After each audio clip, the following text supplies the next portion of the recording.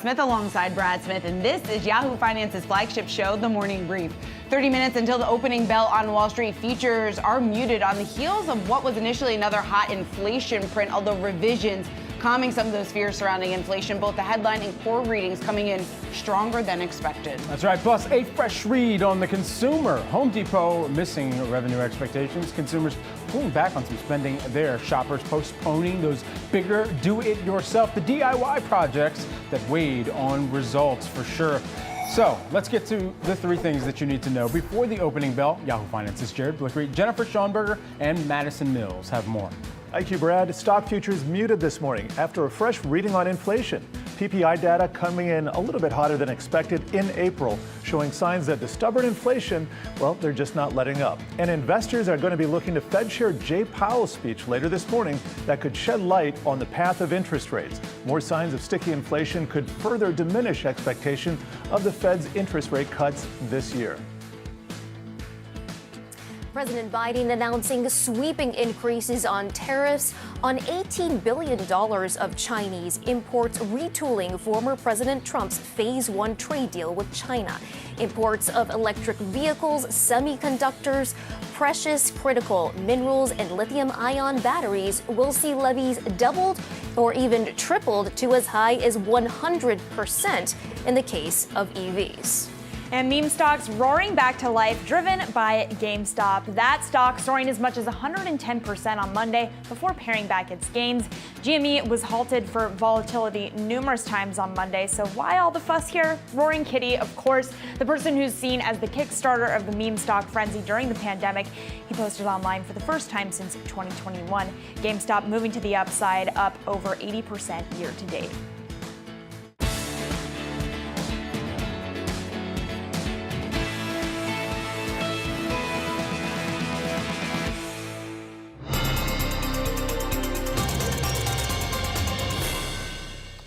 Well, our top story today, stock futures mostly flat here after a hotter than expected inflation print. Producer prices, the PPI rising 0.5% in April from the prior month. That's above the estimate for 0.3% here. And we're taking a look at some of the futures activity out of the gate here this morning. As we were mentioning, flat roughly as we were taking a look at a little bit of mixed activity a moment ago. And here we're taking a look at some of the futures as well on the Wi-Fi Interactive, zeroing in first on the flat Dow futures up by about 0.05%, but we're down right now for the NASDAQ futures and the S&P 500 futures. Yeah, you can see, Brad, right after this inflation print, the PPI print was released. We did see a bit of downward pressure here across the board. This happened for the Dow futures. When you take a look at the S&P futures, very similar action here right at 8:30. And that was because initially, when you take a look at those PPI prints, both on the headline number and that core reading coming in hotter than expected, but the revisions is really helping to ease some of the fears surrounding inflation right now. We did see a bit of revision here for the March reading lowered to a decline of 0.1%. That was from the initial reading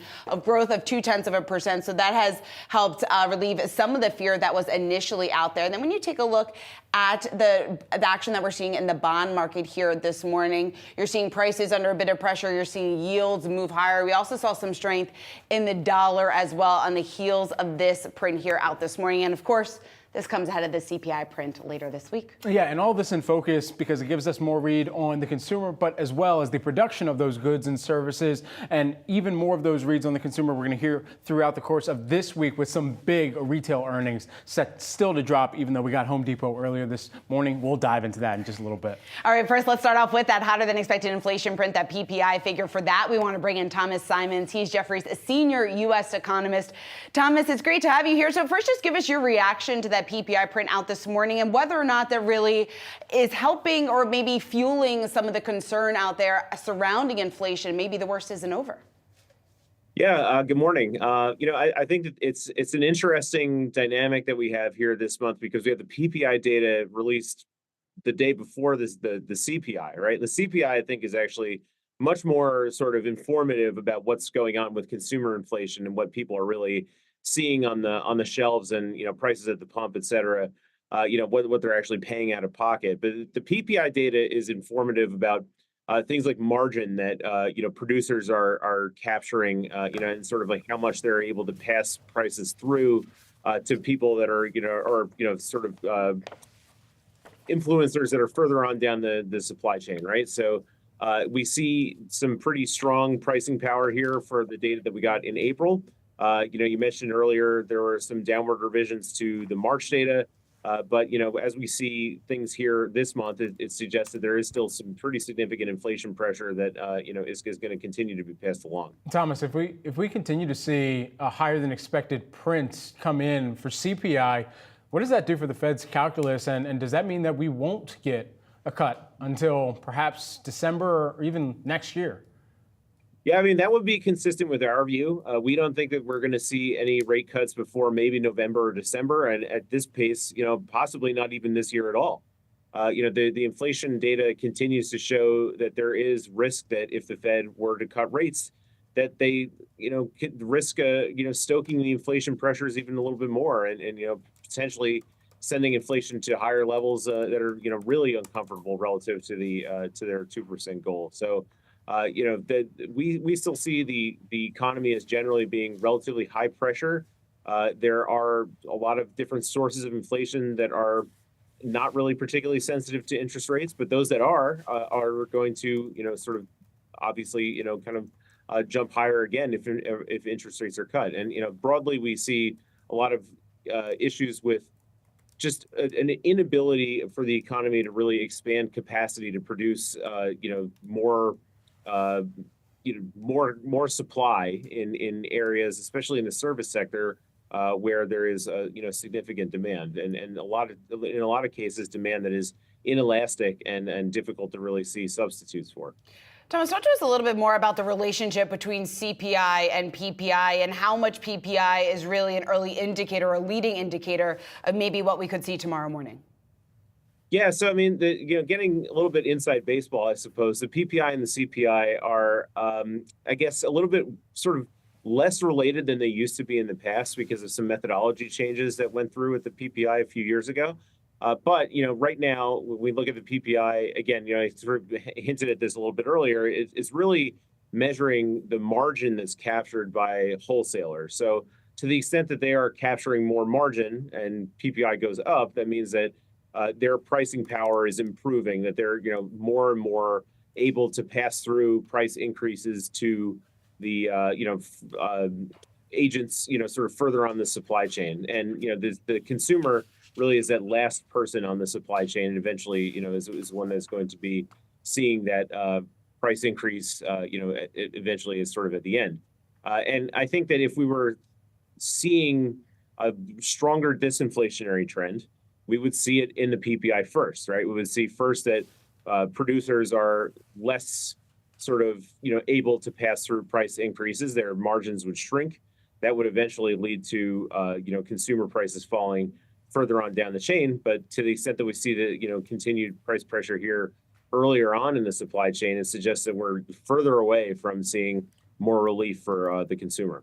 Thomas, I know you're an economist. You're probably not tracking some of these earnings reports that come out at the same degree that we're discussing them on a daily basis. But for a lot of the CEOs that we've heard from over the course of the earnings season, they're trying to really spell out what this macro environment means for their business and where consumers are starting to push back on price. If there is, from the economist perspective, areas where you're starting to see that more pronounced than others, where is that as we continue to try and figure out which CEOs are being extremely forthright versus those who are perhaps just trying to go under the veil of what everyone else is citing? Yeah, I mean, I would agree that as an economist, I'm probably one of the worst persons to be, sort of thinking about single names and stocks and kind of analyzing the individual businesses. But, I do try to pay attention to earnings reports to get a sense of kind of the temperature of the room, especially as it relates to the consumer. And right now, I think what we're seeing is just a really, really, really, really mixed picture, right? Whether it's better health of consumers that are at the upper end of the income stream than at the lower end, or just differing, consumer tastes. Clearly, we went through this period of time post-pandemic when, seemingly demand was strong for everything, and now consumers are becoming a little bit more, discreet and more, discerning about what they're spending their money on. So, I think that we're going to continue to see that. We're going to see more trade down activity and more, kind of indications that sort of middle of the range consumers are probably squeezed a little bit and having to make some more difficult choices in terms of what they're spending their money on. The higher end, I think, is going to continue to do quite well. And the lower end is going to do okay so long as we continue to see more wage gains down at the sort of lower end of the income spectrum. But really that middle ground is where the sort of overall delta for the economy, for the stock market really lies, and that is a very muddled, mixed, messy picture right now. It's very, very hard to have a strong view on exactly how those folks are really sort of getting by. All right, Thomas Simons, always great to talk to you. Thanks so much for hopping on with us this morning. Jefferies, a senior U.S. economist. Thank you. Another big story that we're tracking today, President Biden announcing new tariffs on $18 billion worth of Chinese goods. The biggest increase will be the quadrupling of tariffs on Chinese EVs, electric vehicles, to 100%. That's up from the current tariff of 25%. Here to break that down and more, Yahoo Finance's Jennifer Schomburger. Jen. Good morning. President Biden announcing sweeping increases in tariffs on $18 billion of Chinese imports, retooling former President Trump's Phase 1 trade deal with China.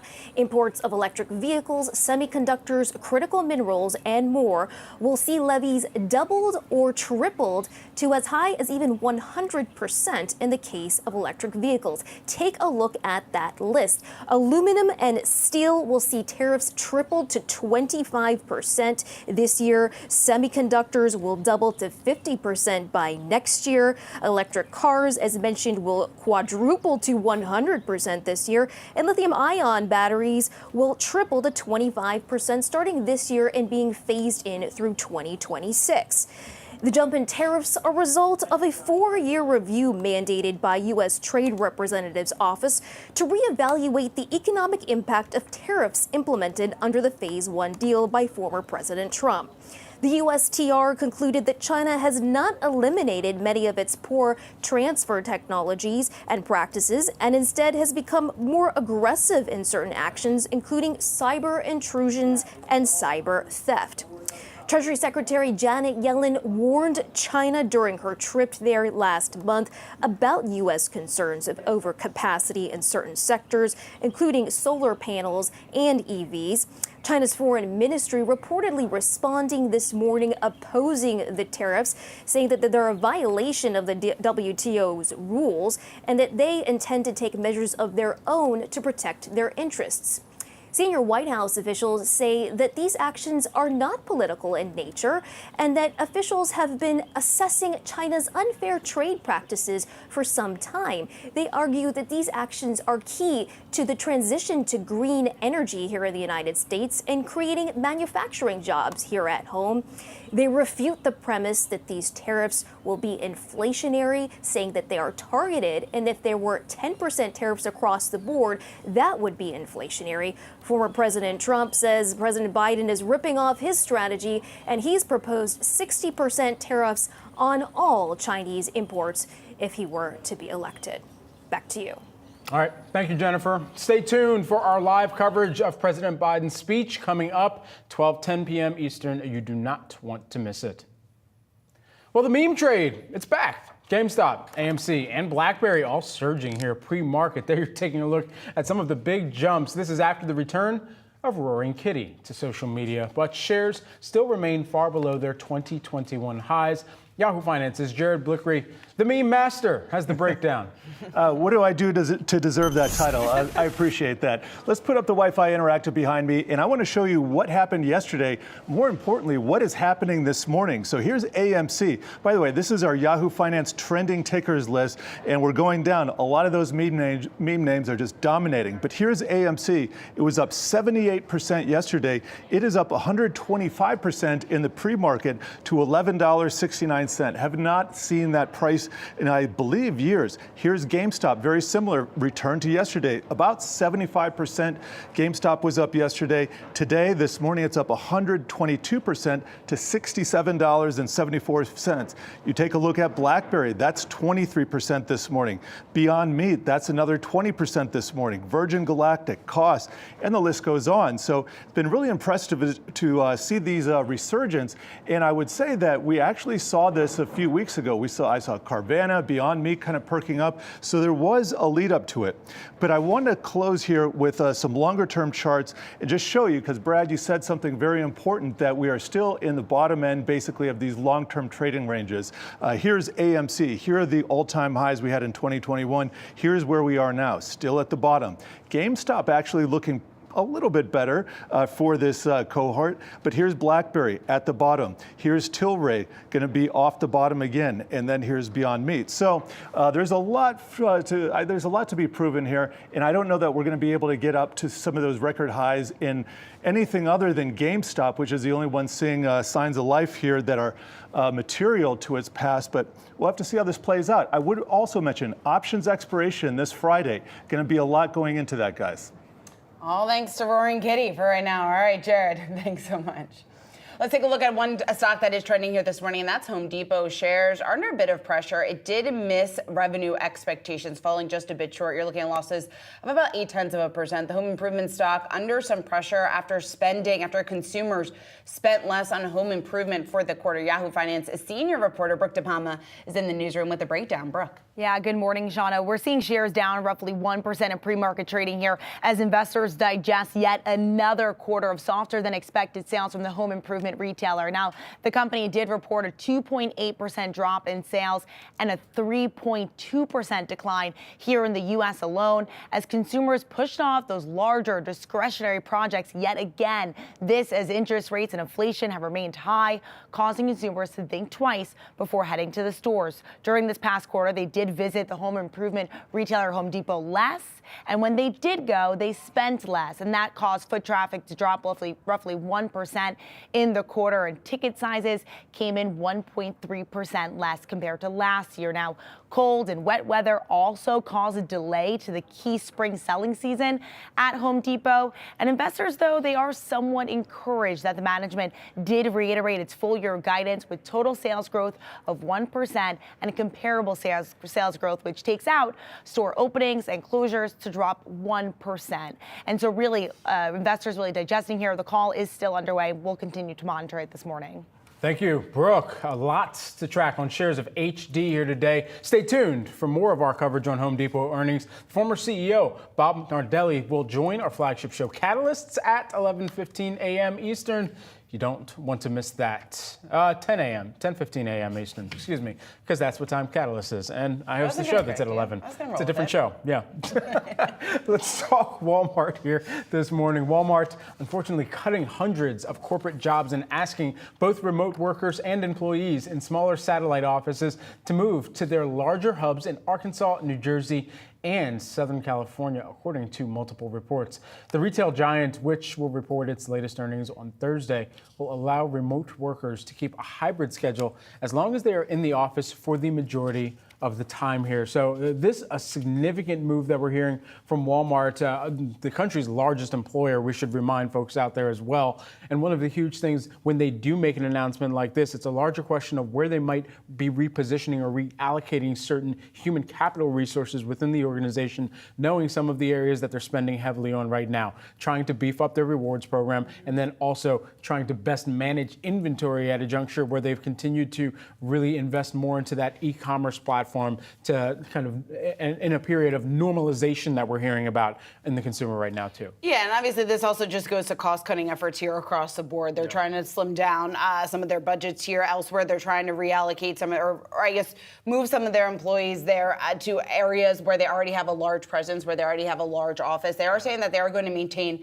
some flexibility, which you think is going to help in terms of some of those retention rates that they want for some of their top employees. But again, as we talk about the shift back to the office, it's kind of been remarkable because here we are 4 years out from the pandemic. So many people have still been able to work at home now for so long. And it seems like ever since the start of the year, we have started, and also just anecdotally in my conversations with friends, with colleagues, with those elsewhere, and more and more people are being asked to return to the office. So it is a bit interesting that it's taken so long for these companies to implement more stricter return to office guidance. But I do think this goes beyond just that. They're talking about moving some of their employees from some of their smaller locations, bringing them to their headquarters in Arkansas or some of their larger offices in Hoboken, New Jersey, or in San Francisco. So it does make sense from a strategic standpoint and from a cost-cutting effort. Maybe there's a bargaining chip. Maybe there's, yes, we'll return to office for a 4-day work week. I don't know. Just throwing it out there. Just keeping it on the table, folks. Guys, coming up, Alibaba shares are sinking after reporting an 86% drop in profit from a year ago. We've got some top trending tickers on the other side of the short break.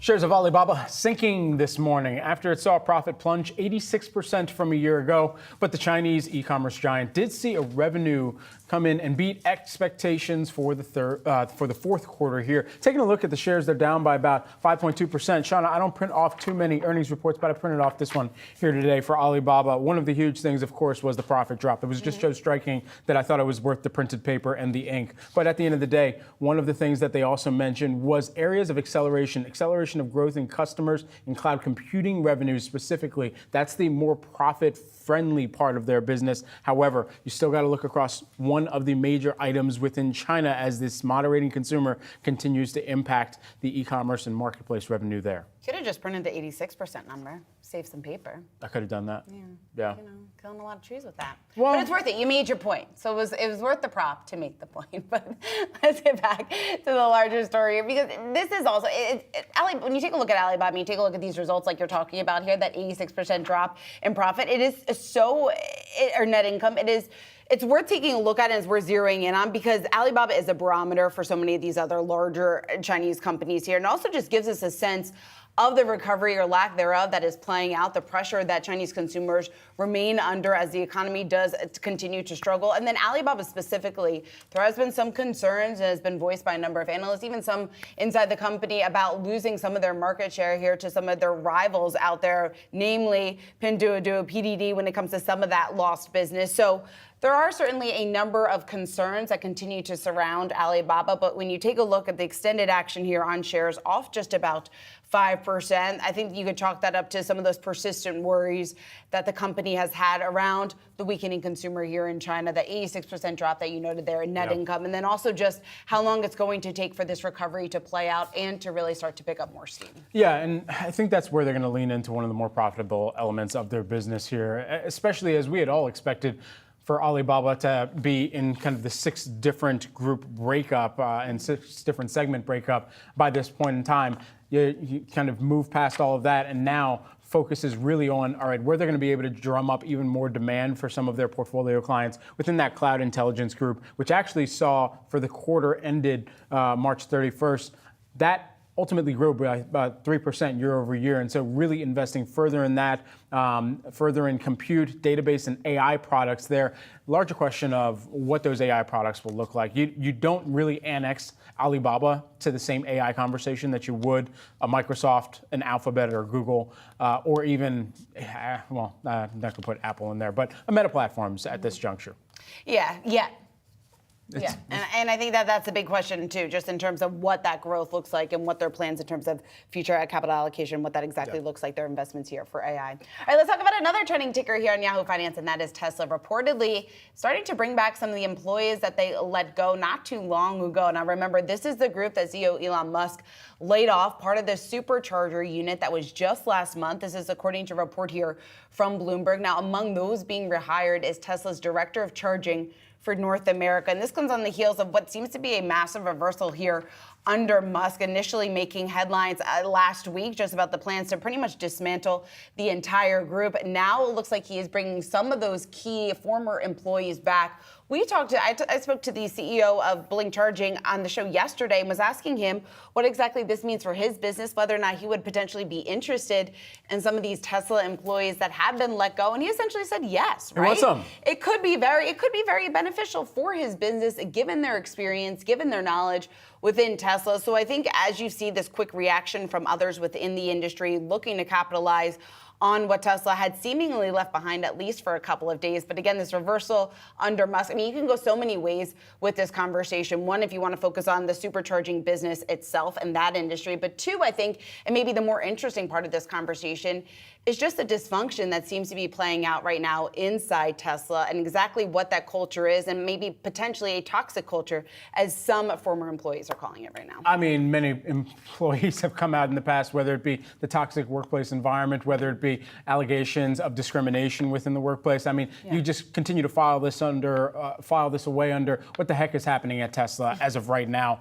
And it really comes back to what the leadership team is doing to actually push back on Elon Musk, and if they feel like they actually have enough weight when they're lending their own opinion or their own mindset towards what management is looking like, what it's doing on the delivery of so many of the vehicles that this company has promised, and now lagging some of the expectations once they put it into the market. Looking at you, Cybertruck.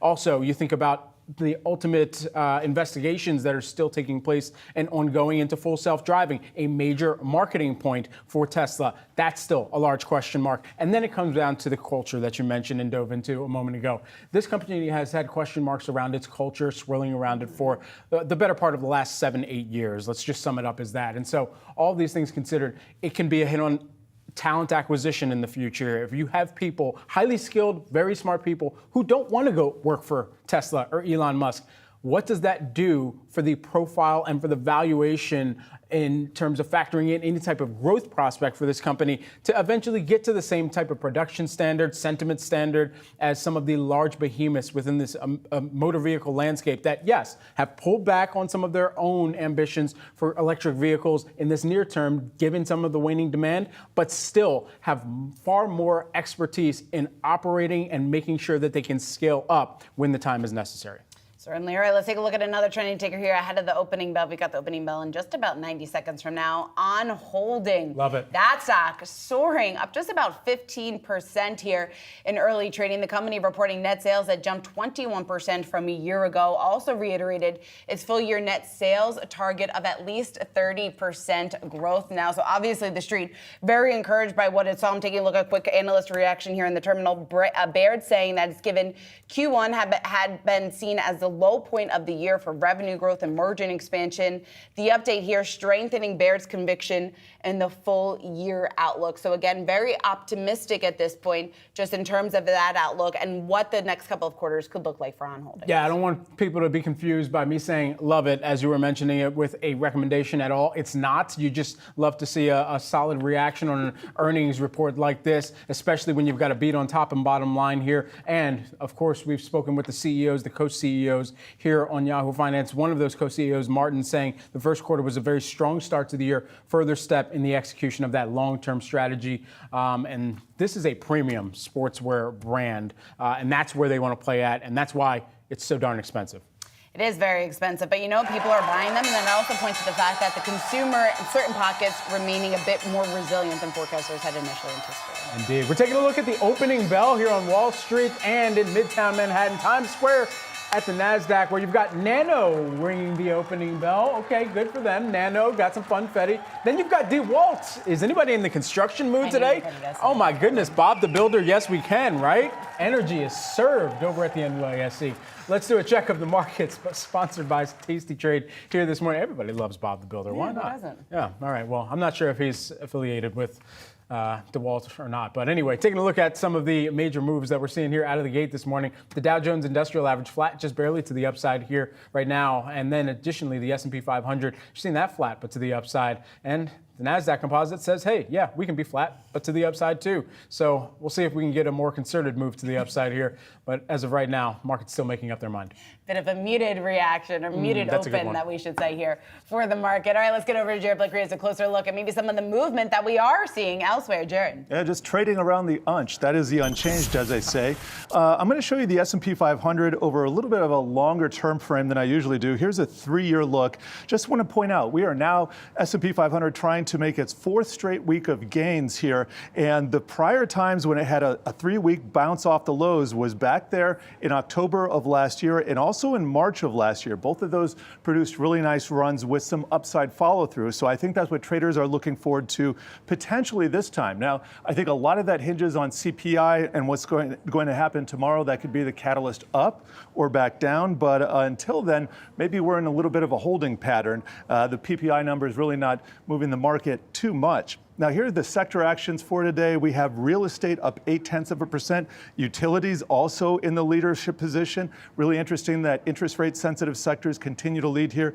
Energy down about 0.1%. But everybody wants to see what's going on with the meme stocks. Just want to get a check of GameStop. That stock is up 98% today alone. Here's a 3-day look, and you can see at the highs here. I don't think we've seen these levels since 2021. You'd have to go back all the way to almost the original Reddit phenomenon back in 2021, guys. All right, Jared, thanks so much for breaking that down for us here. All right, well, here we are today with markets. They're not too far from those record closing highs, but are we in store for a pullback ahead? You've got the Dow up just around 59 points right now. You got the S&P up just above the flat line, as well as the NASDAQ. So where does the market head from here? We will discuss right after the break.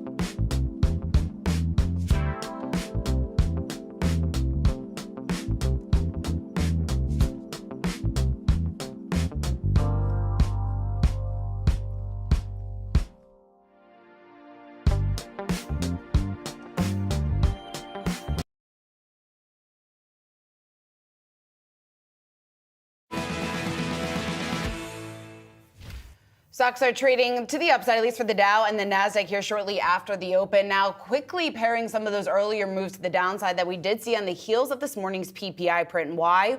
Well, we did see downward revisions to March's report that is offering investors some relief in terms of efforts and progress on inflation. So where does the market trade from here? We want to bring in Megan Horniman, Verdant's Capital Advisors Chief Investment Officer. Megan, it's great to see you here. So when we talk about the move that we're seeing here to the upside, at least to a little bit today, but really coming off the heels of what was a rally last week. What's your takeaway from that PPI print and exactly that movement that we could see ahead of tomorrow's CPI report?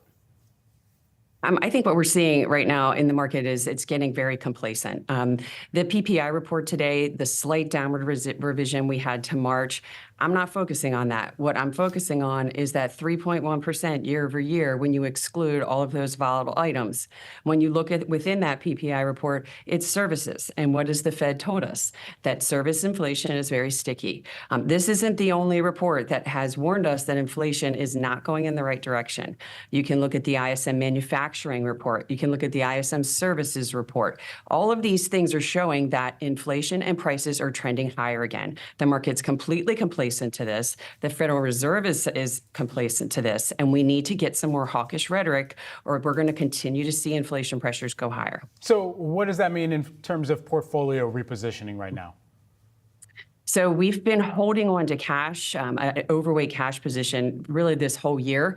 We did rebalance portfolios in the beginning of this year to get rid of some of those or take some profits on some of those parts of the market, your growth, your technology that rallied so much. Because we've always been in the camp that 6 rate hikes was absolutely ridiculous. That was never going to happen. We're now in the camp that, honestly, I think that they're going to have to remain on hold for the rest of this year. We're not quite ready to say a hike is in the cards yet, but we did have at least one rate cut at the end of this year, and I'm leaning towards removing that for our forecast. So, Megan, I'm curious how you're looking at this resurgence that we've seen in the meme stock trade and exactly how that maybe potentially plays into the Fed's calculus here down the road, because we did hear from Kashkari suggesting in a blog post just last week that as we do see more and more interest in this meme trade, it is signaling maybe to some extent that financial conditions aren't really as tight as they should be up until this point. Do you see any truth to that? Absolutely.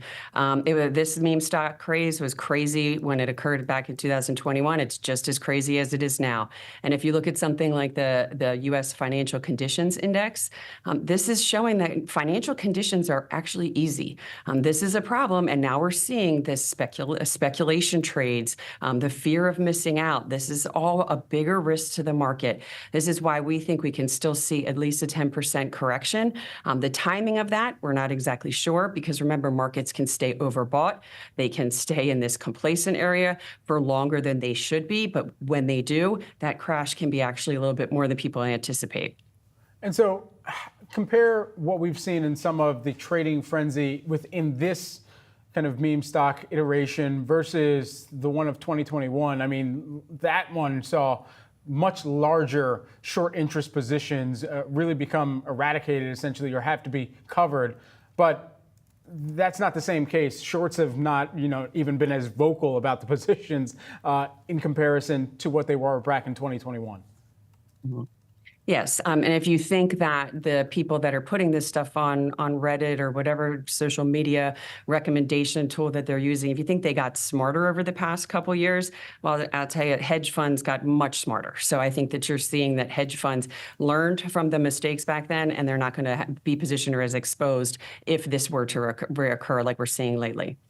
Megan, do you expect to hear from Fed Chair Powell on this? He's speaking just about 20 minutes from now, but he has kind of bursted this meme stock bubble in the past when you take into account what he had said a couple of years ago. I'm curious how you look at that from a strategist perspective. I'm not sure that he's going to really comment on the meme stocks. I think he's got some bigger issues. Honestly, the meme stocks is just noise to me. I think it should be noise to him. I think he needs to come out and address the information that we got today. Inflation is not going where he wants it to go. It's going the other way. And what's problematic, and he continues to downplay, is it's going in the wrong direction from a sticky perspective. Services is a problem, housing is a problem, and these are things that he can't necessarily fix, but he does need to address it. Where do retail traders typically go after a meme stock frenzy? Is there anything that we noticed outsized about where some of those traders flowed into after all the dust settled? I think that they probably go back into some of the safe haven types of blue chip stocks, but that's if they have any money after this does settle out and they haven't lost a significant amount from being on the wrong side of this. Megan Horniman, who is the Verdance Capital Advisors Chief Investment Officer. Megan, always a pleasure to get some of your insights and perspective. Thanks so much. Thank you. Coming up, President Biden hiking tariffs on several Chinese imports, but how will this impact semiconductors? We're going to speak with an analyst from Bernstein next.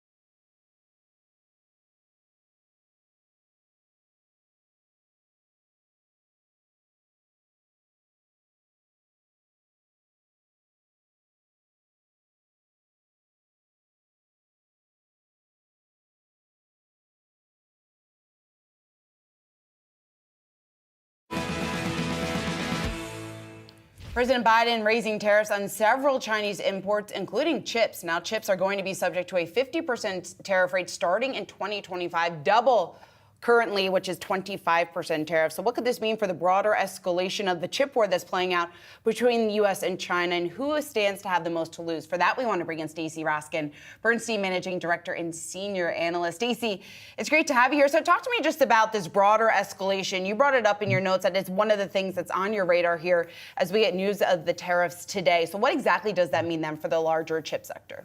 I mean, to be fair, this has been going on for years and years, ever since the Trump administration. I think the first trade tariffs on chips, as well as lots of other stuff, when was it? It was 2018, I think. So it's been quite a while we've been looking at this. There were export controls and Commerce Department restrictions that were put on things over the years. The U.S.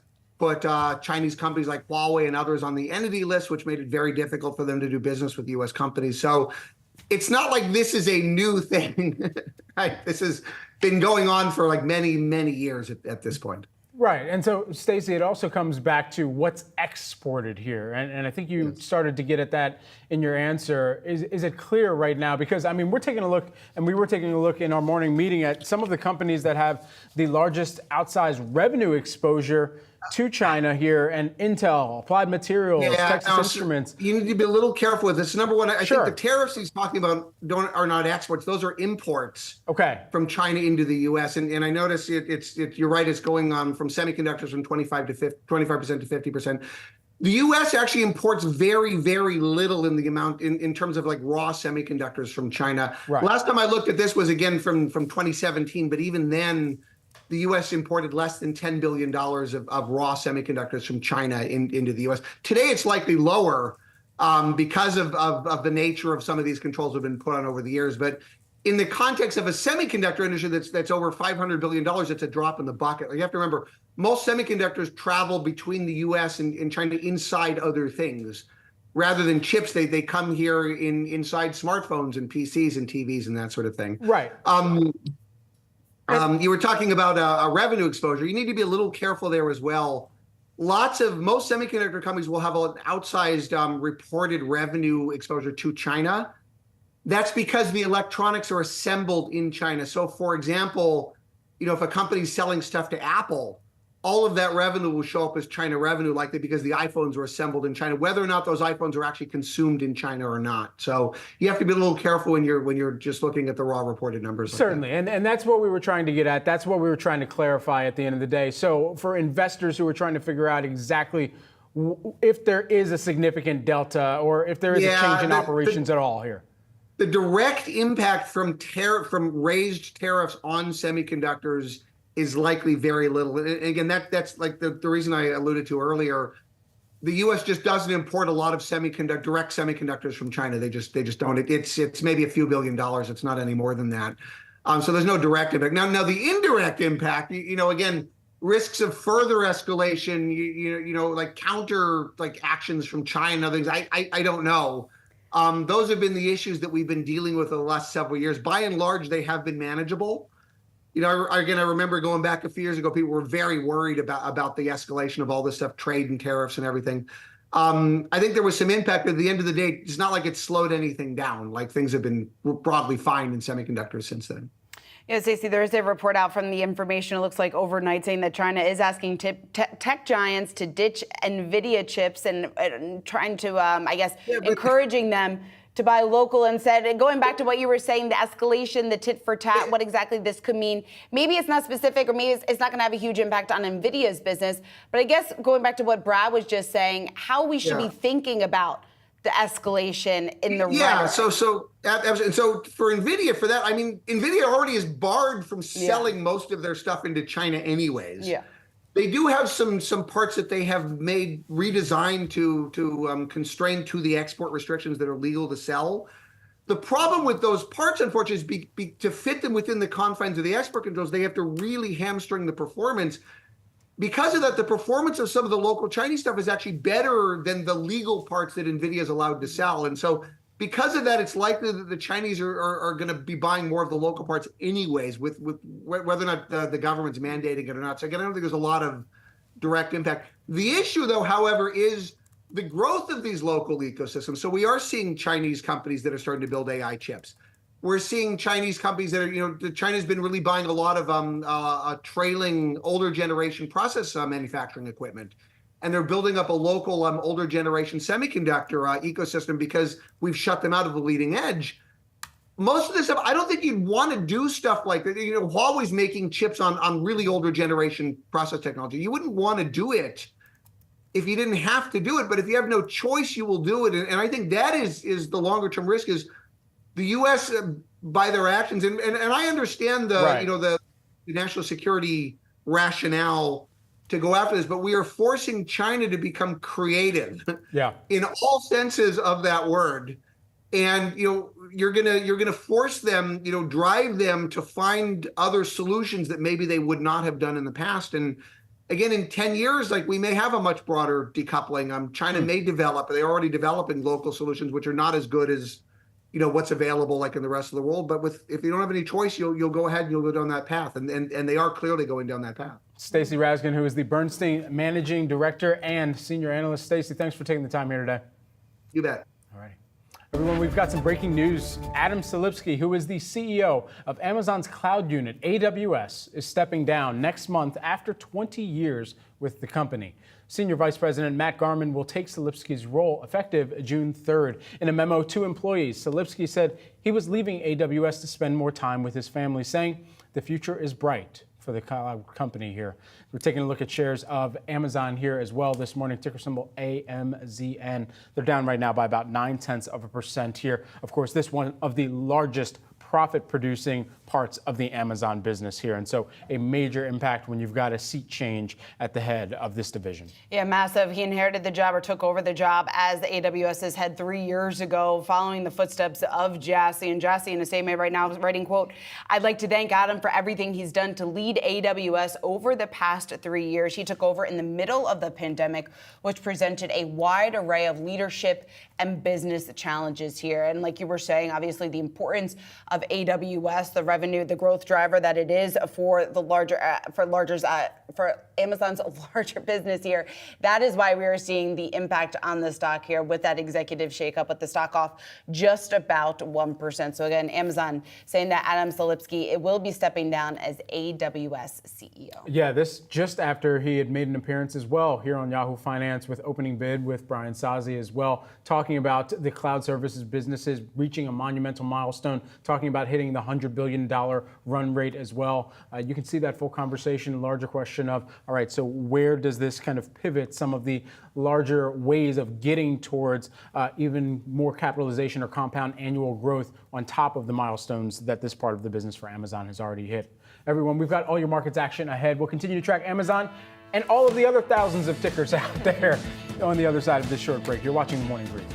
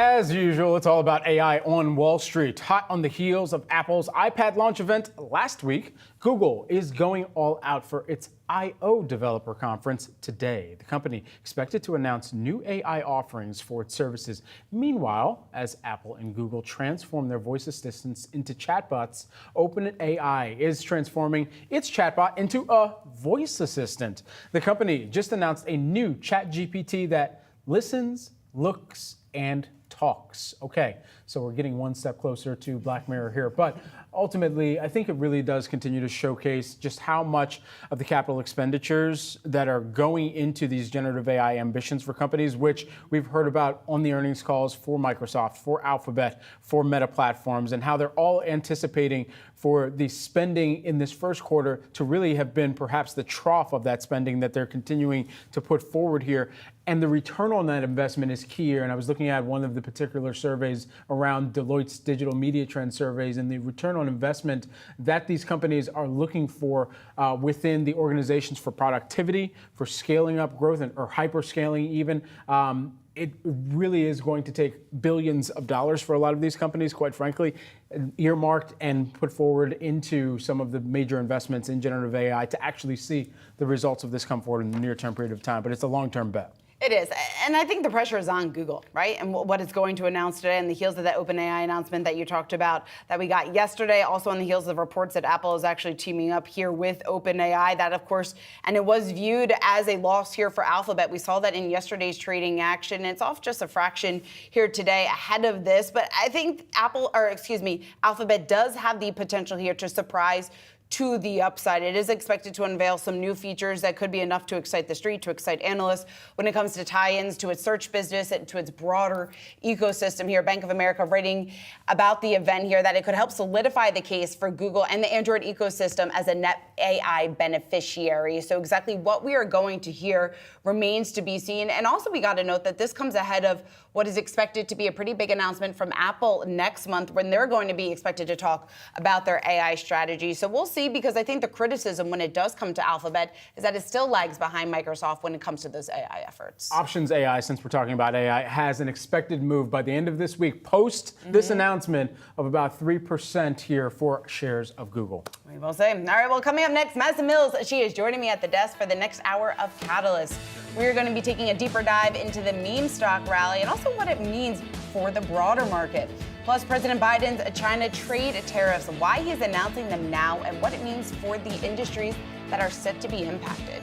You're watching Yahoo Finance.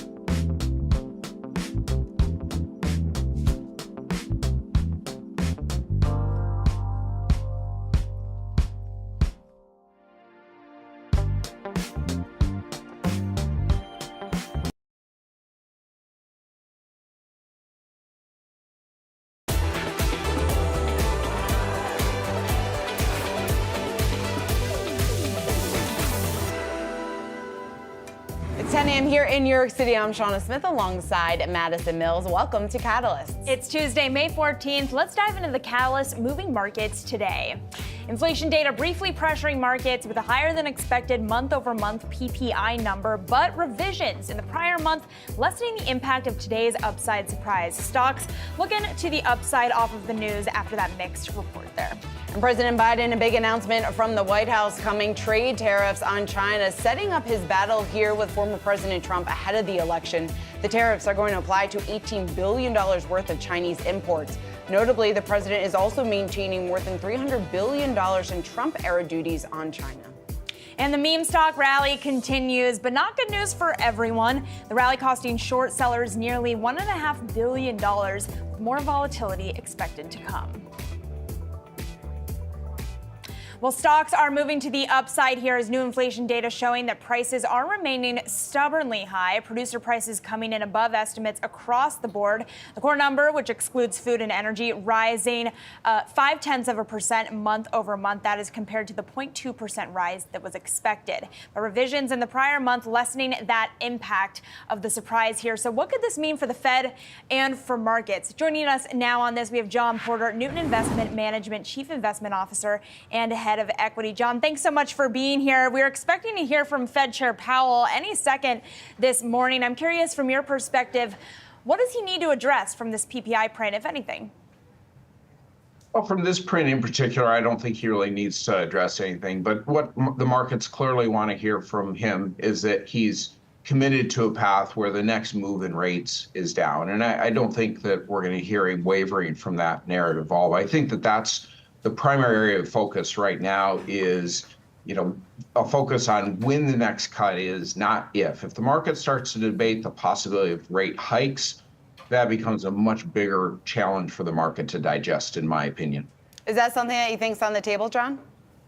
I don't think it's on the table at this point. I think the Fed knows that underneath the covers of an economy that looks pretty strong on the surface, there are some unmistakable challenges from the current level of interest rates. We've certainly seen it in the turnover of existing homes, for example. You're seeing it in some of the small business formation numbers. You're seeing it in small business confidence. So I think underneath the surface, they know that the higher rates are really pinching some corners of the economy, but the aggregate economy is solid right now.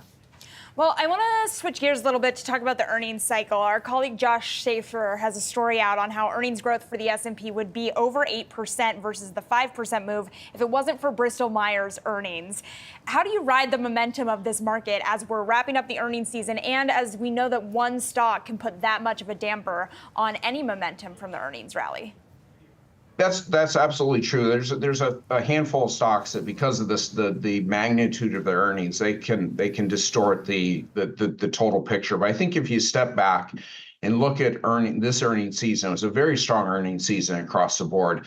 On average, in the S&P 500, the average company beat earnings estimates by somewhere in the neighborhood of 8 to 9%, which is about double the normal beat rate. So this has been a strong earnings season. And importantly, it's while there have been a handful of very large companies that have had a big impact on that, the breadth of the earnings improvement is continued to improve, and I think that's leading to a bit of a broadening out of the market. So then as the earnings season does start to wane here, I know that you've said that that's responsible for a lot of the momentum. What will be the next catalyst for the market as earnings does wrap up? I think we're back to focusing on the macro. As you mentioned earlier, Madison, today the detailed analysis of PPI, we're going to get CPI tomorrow. There's going to be continued focus on the macro. It's really remarkable to me that we're sitting here in mid-May with a broad market up 8 or 9% so far, and we've gone from an expectation of 6 rate cuts at the beginning of the year to now just 1 or 2. The resiliency of the market in the face of much more modest rate cut expectations is very impressive to me. I think the focus is going to continue to be on all the inflation headlines to assure us that the next move is down. When it's going to happen is a very difficult question to answer, but as long as the market continues to feel the next move is down, I think you've got a good support for the broad market here.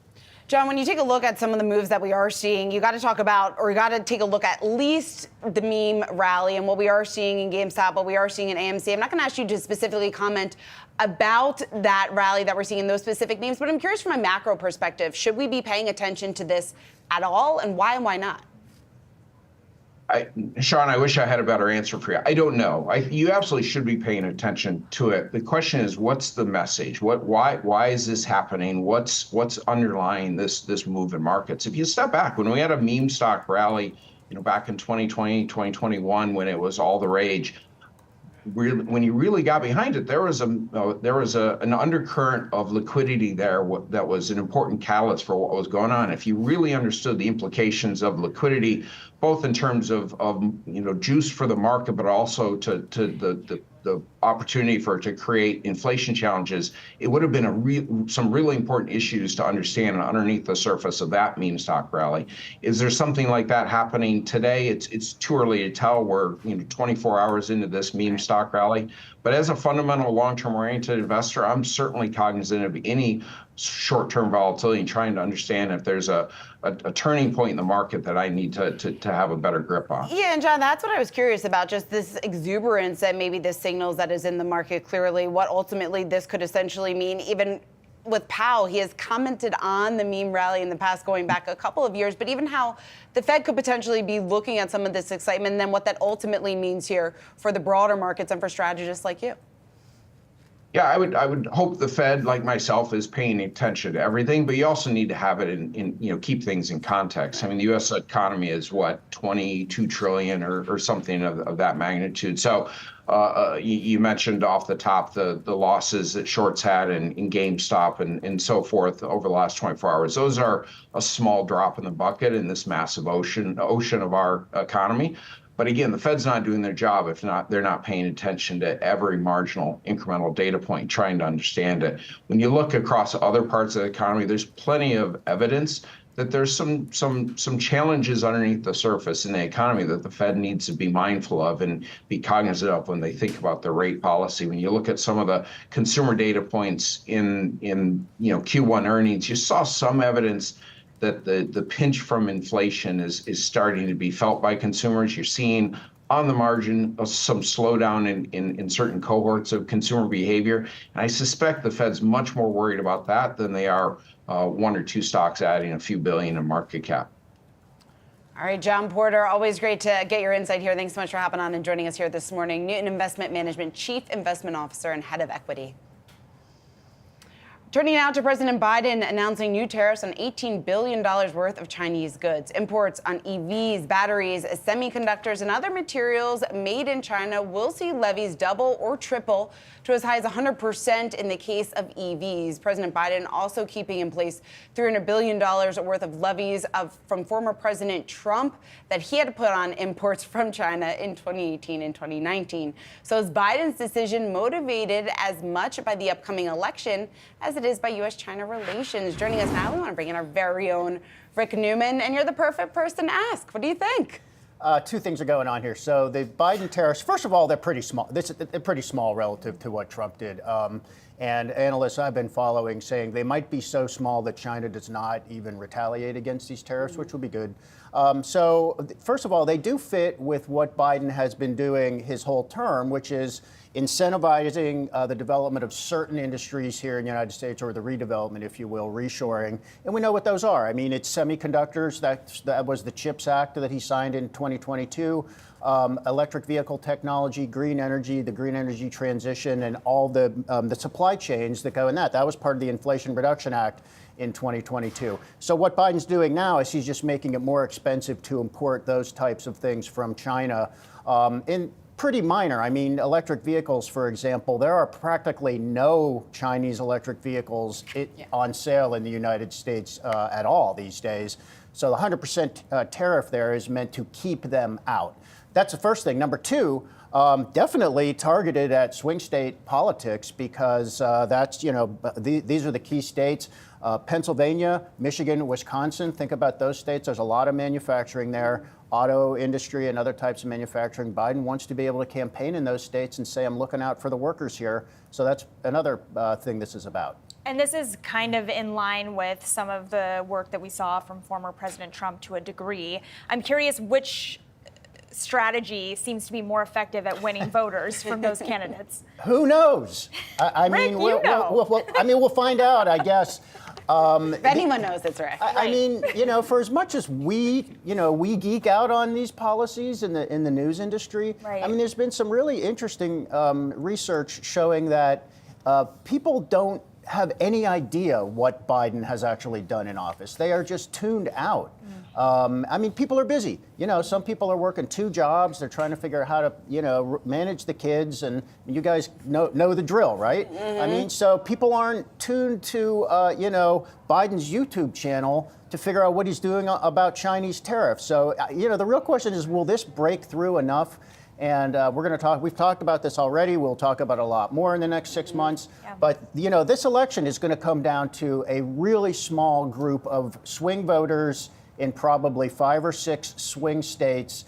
So whatever either one of these candidates can do to win an extra, I mean, we're talking about, 5,000 voters potentially. Yeah. If you can just get a few people from this union shop or that union shop to show up, maybe get their spouses, family members to show up and vote for you, that sort of stuff could swing the election. So that's a big factor in what's going on here. All right, Rick, thanks so much for breaking Thanks, all of guys. that down. You are going to be joining me now in just about, actually 2 hours from now. We've got live coverage of President Biden's speech that's coming up at 12:10 p.m. Eastern time this afternoon. You won't want to miss that. All right, let's talk about another big story that we are watching today, and that is the return of the meme rally. GameStop, AMC, and BlackBerry extending the gains that we saw yesterday, and it's extending into today. The surge initially sparked when a big name behind the 2021 meme stock rally, Keith Gill, known online as Roaring Kitty, he returned to social media, posted that meme that we showed you guys yesterday. But what could the impact have on the broader markets? We put that question to Megan Horniman last hour. She's Verdant's Capital Advisors Chief Investment Officer. And here's what she had to say about that. Now we're seeing this speculation trades, the fear of missing out. This is all a bigger risk to the market. This is why we think we can still see at least a 10% correction.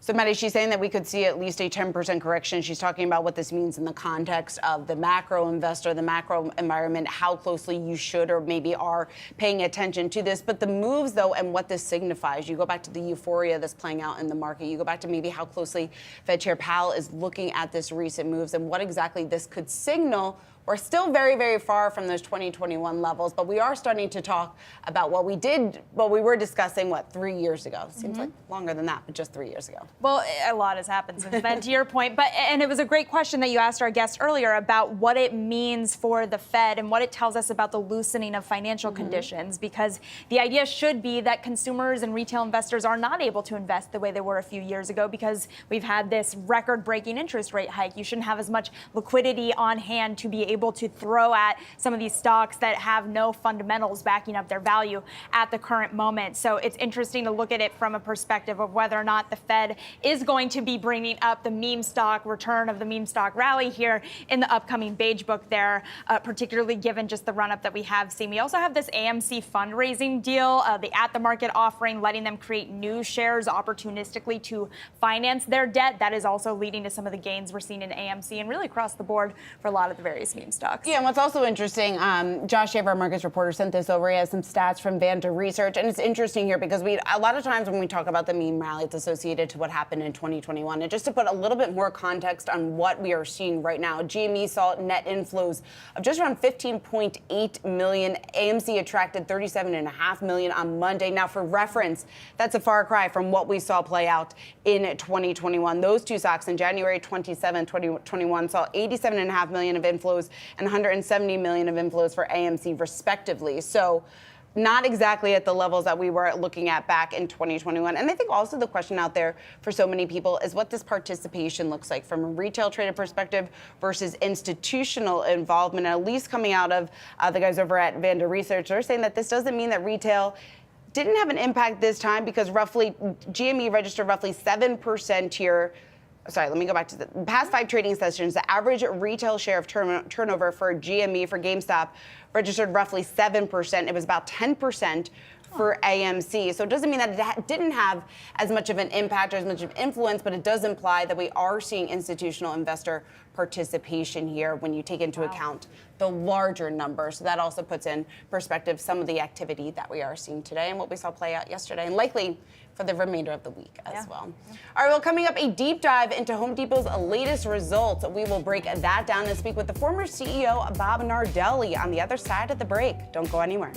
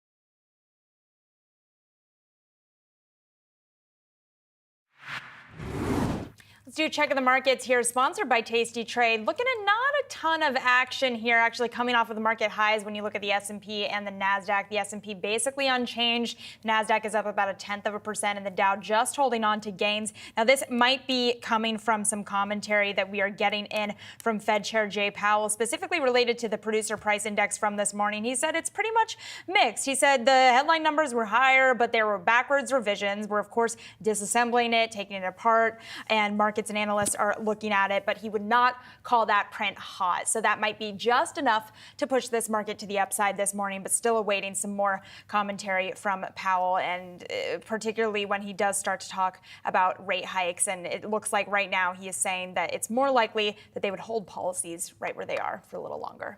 All right, Maddie, let's talk earnings because Home Depot on the move here this morning. Their results showing that shoppers are, at least for now, putting their HD TV dreams on hold. Consumers are seeking out fewer do-it-yourself projects compared to what we saw during the pandemic. And as a result of that, that pullback that we are seeing in consumer spending, same-store sales, they declined 2.8% during the quarter.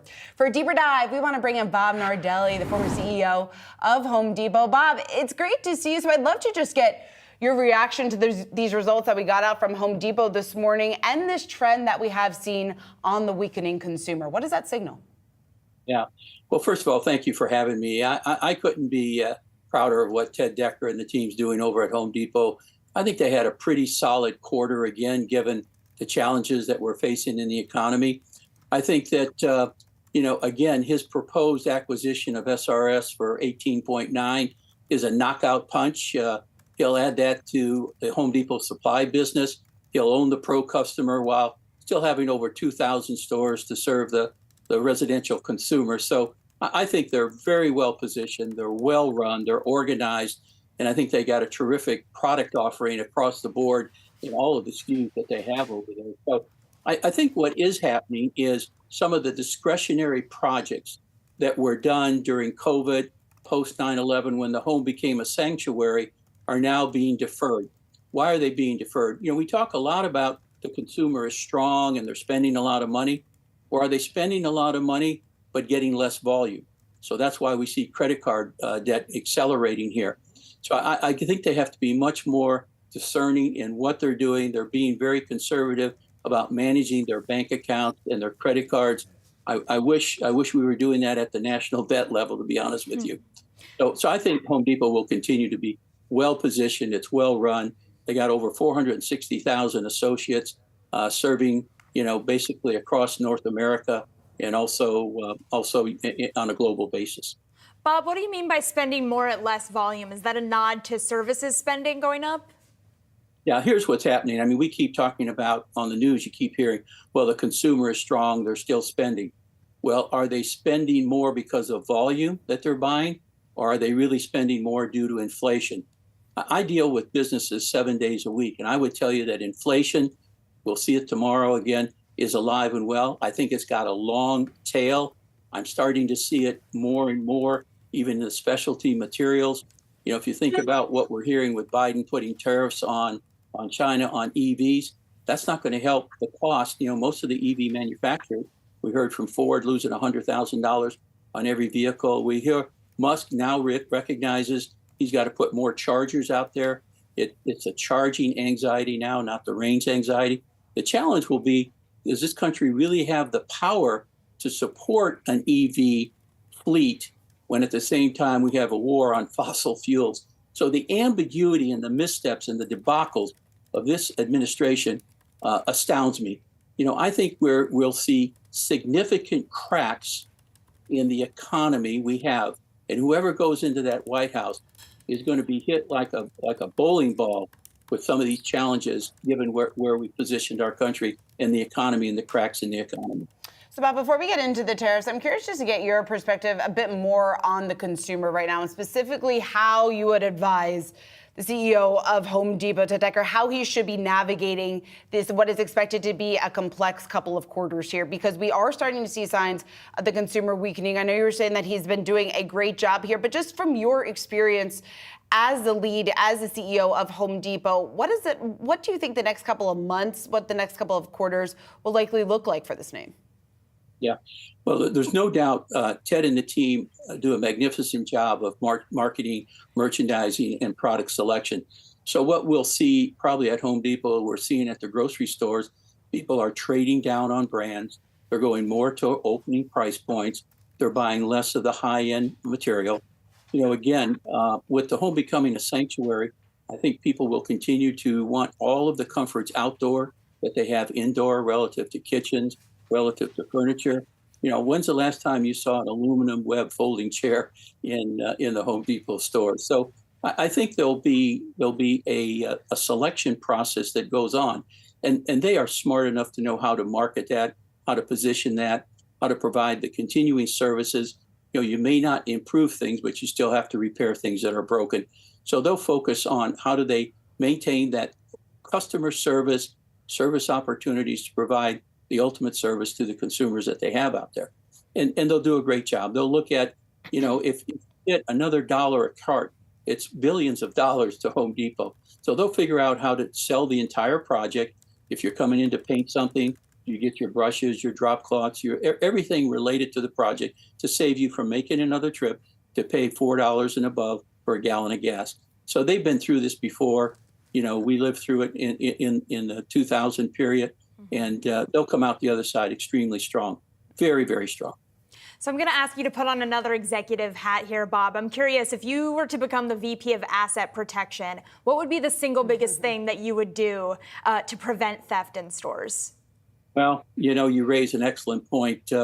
We had shrink when I was there in 2000, but it was legitimate shrink. It was shrink that happened as a result of freight handling, light bulbs got broken, things got damaged. And we spent an inordinate amount of money to put surveillance cameras. We had a observation room.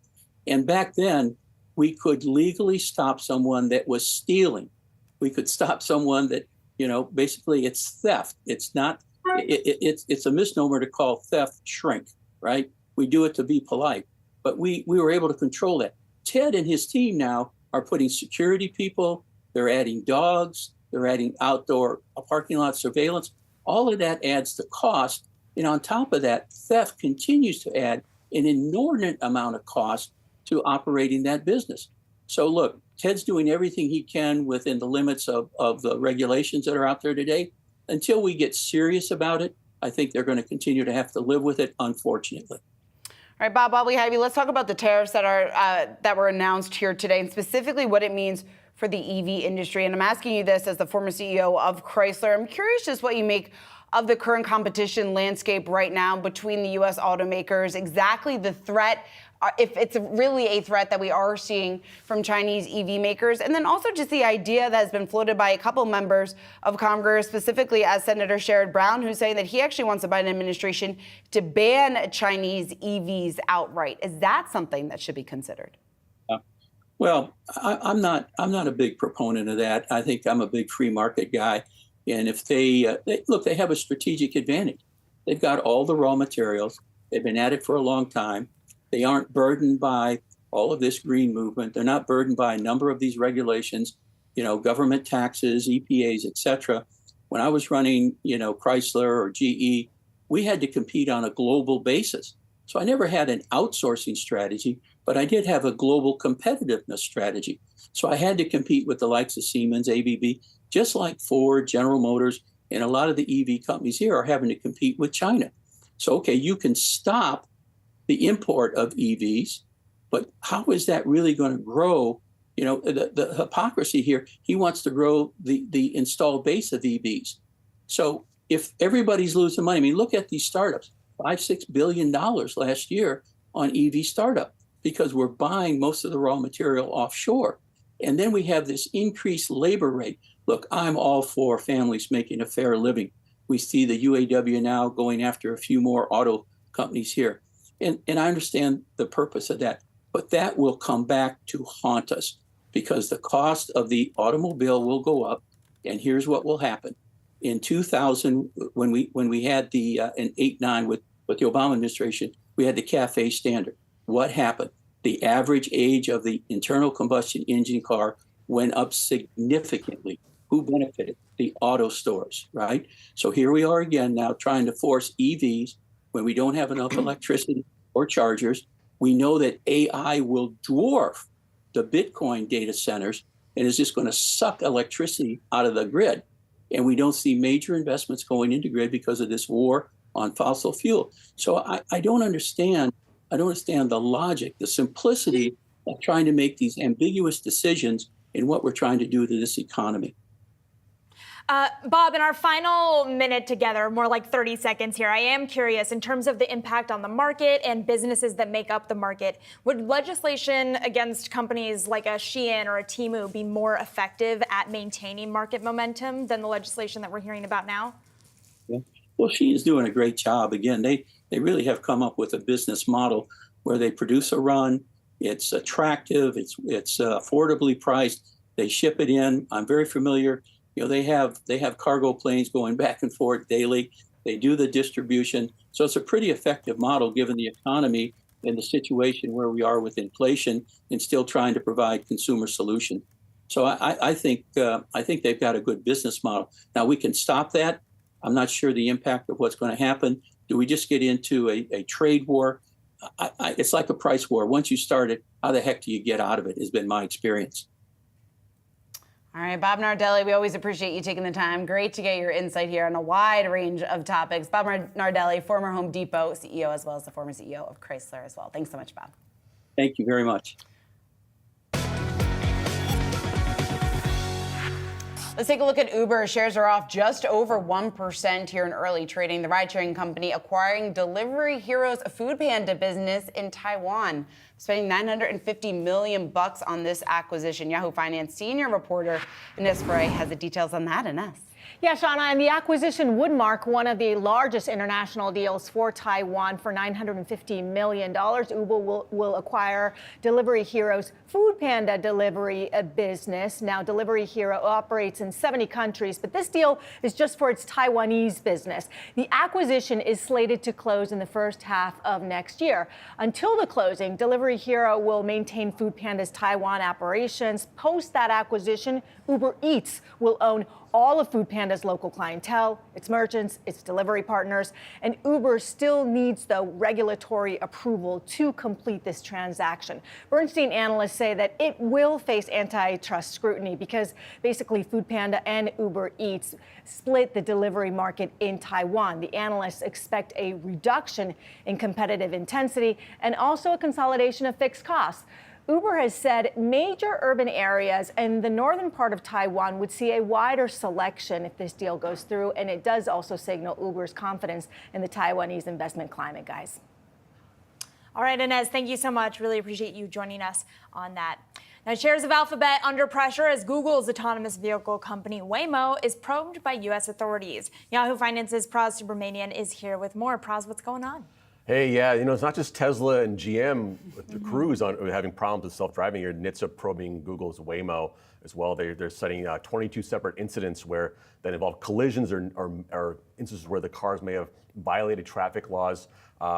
In some cases, they crashed into objects. In other cases, the human driver was able to disengage the system to make sure that it didn't crash into someone or a thing. The probe covers 444 vehicles that are out there that Waymo is testing right now. So, look, companies like Tesla, like I said, GM's Cruise, even Ford, having problems solving self-driving and autonomy. Look, it's a hard problem to solve, and the stakes are pretty high from both a technology but also a human sort of safety point of view. So a lot going on there in that space, and right now, Google struggling with that right now. What do you think this ultimately does? Obviously, it will delay the timeline of this just in terms of mainstream adoption and exactly what that looks like. But just in terms of how much more investment research is maybe necessary at this point and how much of a CapEx problem this could potentially be here for some of these companies who are trying to be larger players within this space. Yeah, if you're Tesla, you're looking at, from Musk's point of view, we're going to invest heavily in AI and machine learning and go with that route, go with the visual learning route and see how that goes. Other companies like Ford, for instance, they used to have a big Argo AI startup joint JV with VW. They actually closed that down and wanted to focus more on assisted driving. They think that's sort of the near-term goal. Full self-driving autonomy to them seems unrealistic or it's too expensive to solve. But Cruise is trying to do it. Tesla's trying to do it. The question is, how long will that take? And I think that's the problem right now. Yeah, certainly. All right, Praz, great stuff. Thanks so much. Go for it. Well, there's a new streaming bundle in town. Comcast announcing it's going to offer Peacock, Netflix, and Apple TV grouped together at a discounted rate for its subscribers. Now, this comes after Warner Brothers Discovery and Disney announced a streaming bundle of their own just last week. And Shauna, it's interesting because, again, we don't have the exact price that this is going to be. But again, this bundle of Netflix, Apple TV, and Peacock coming after the previous announcement that we got from Hulu, Max, and Disney. Now, an interesting side note here. Today, Nielsen launched the Media Distributor Gauge. It's a cross-platform view of total TV consumers across broadcast, cable, and streaming. So it's aggregated across all of those platforms. Taking a look at the best performers there, you have Walt Disney coming in at #1. Interestingly, YouTube #2 in terms of viewership. And then you've got NBC Universal as the 3rd. So interesting to see NBC coming up as high as they did. I don't know what YouTube is going to do in terms of these potential bundles. They're really like winning on engagement, and they don't have a big price attached to them. So it's interesting to see them coming up so high here. But yet another company announcing a bundle when we know that this is just a return to the old when it comes to bundling a bunch of different networks together for a lump sum. Yeah, and I think this also highlights the issue that this industry has been facing here, that we've heard from a number of analysts here that closely follow this sector, and even former executives here that have obviously have a lot of experience within this space. We've been waiting for consolidation within this. A lot of that talk has then turned to bundling and exactly what these companies can do in order to entice users to come to their platforms. Because as it looks like right now, and you can see from these numbers, I think excluding Netflix, many of these companies have a saturation problem, at least here in the US.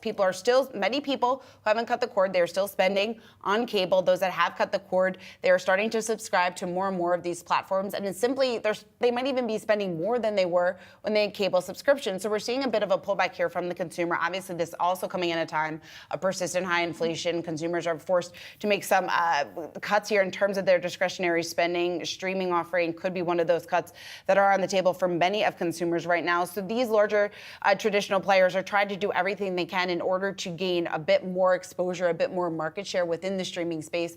They're trying to compete with Netflix, and they're also trying to do this in the balancing act while not spending too much money and turn profitable here for their streaming businesses. So it's a tough line to walk, and I think that is clear from the recent results that we've gone out from Warner Brothers Discovery, what we're hearing from Disney, even what we're hearing from Comcast. So they're doing all they can to pull in more subscribers. Whether or not the bundling is the answer, or if we're going to essentially see more consolidation within this space, when you take a look at the news surrounding Paramount, I think that's a big question for investors right now, too. It's still good news for some of these stocks. We got Netflix up on the day, as well as NBC, and seeing good some news for upward consumers, movement. too. Right. You might be saving a little money down the line. I would love the number of subscriptions I have in general is horrifying.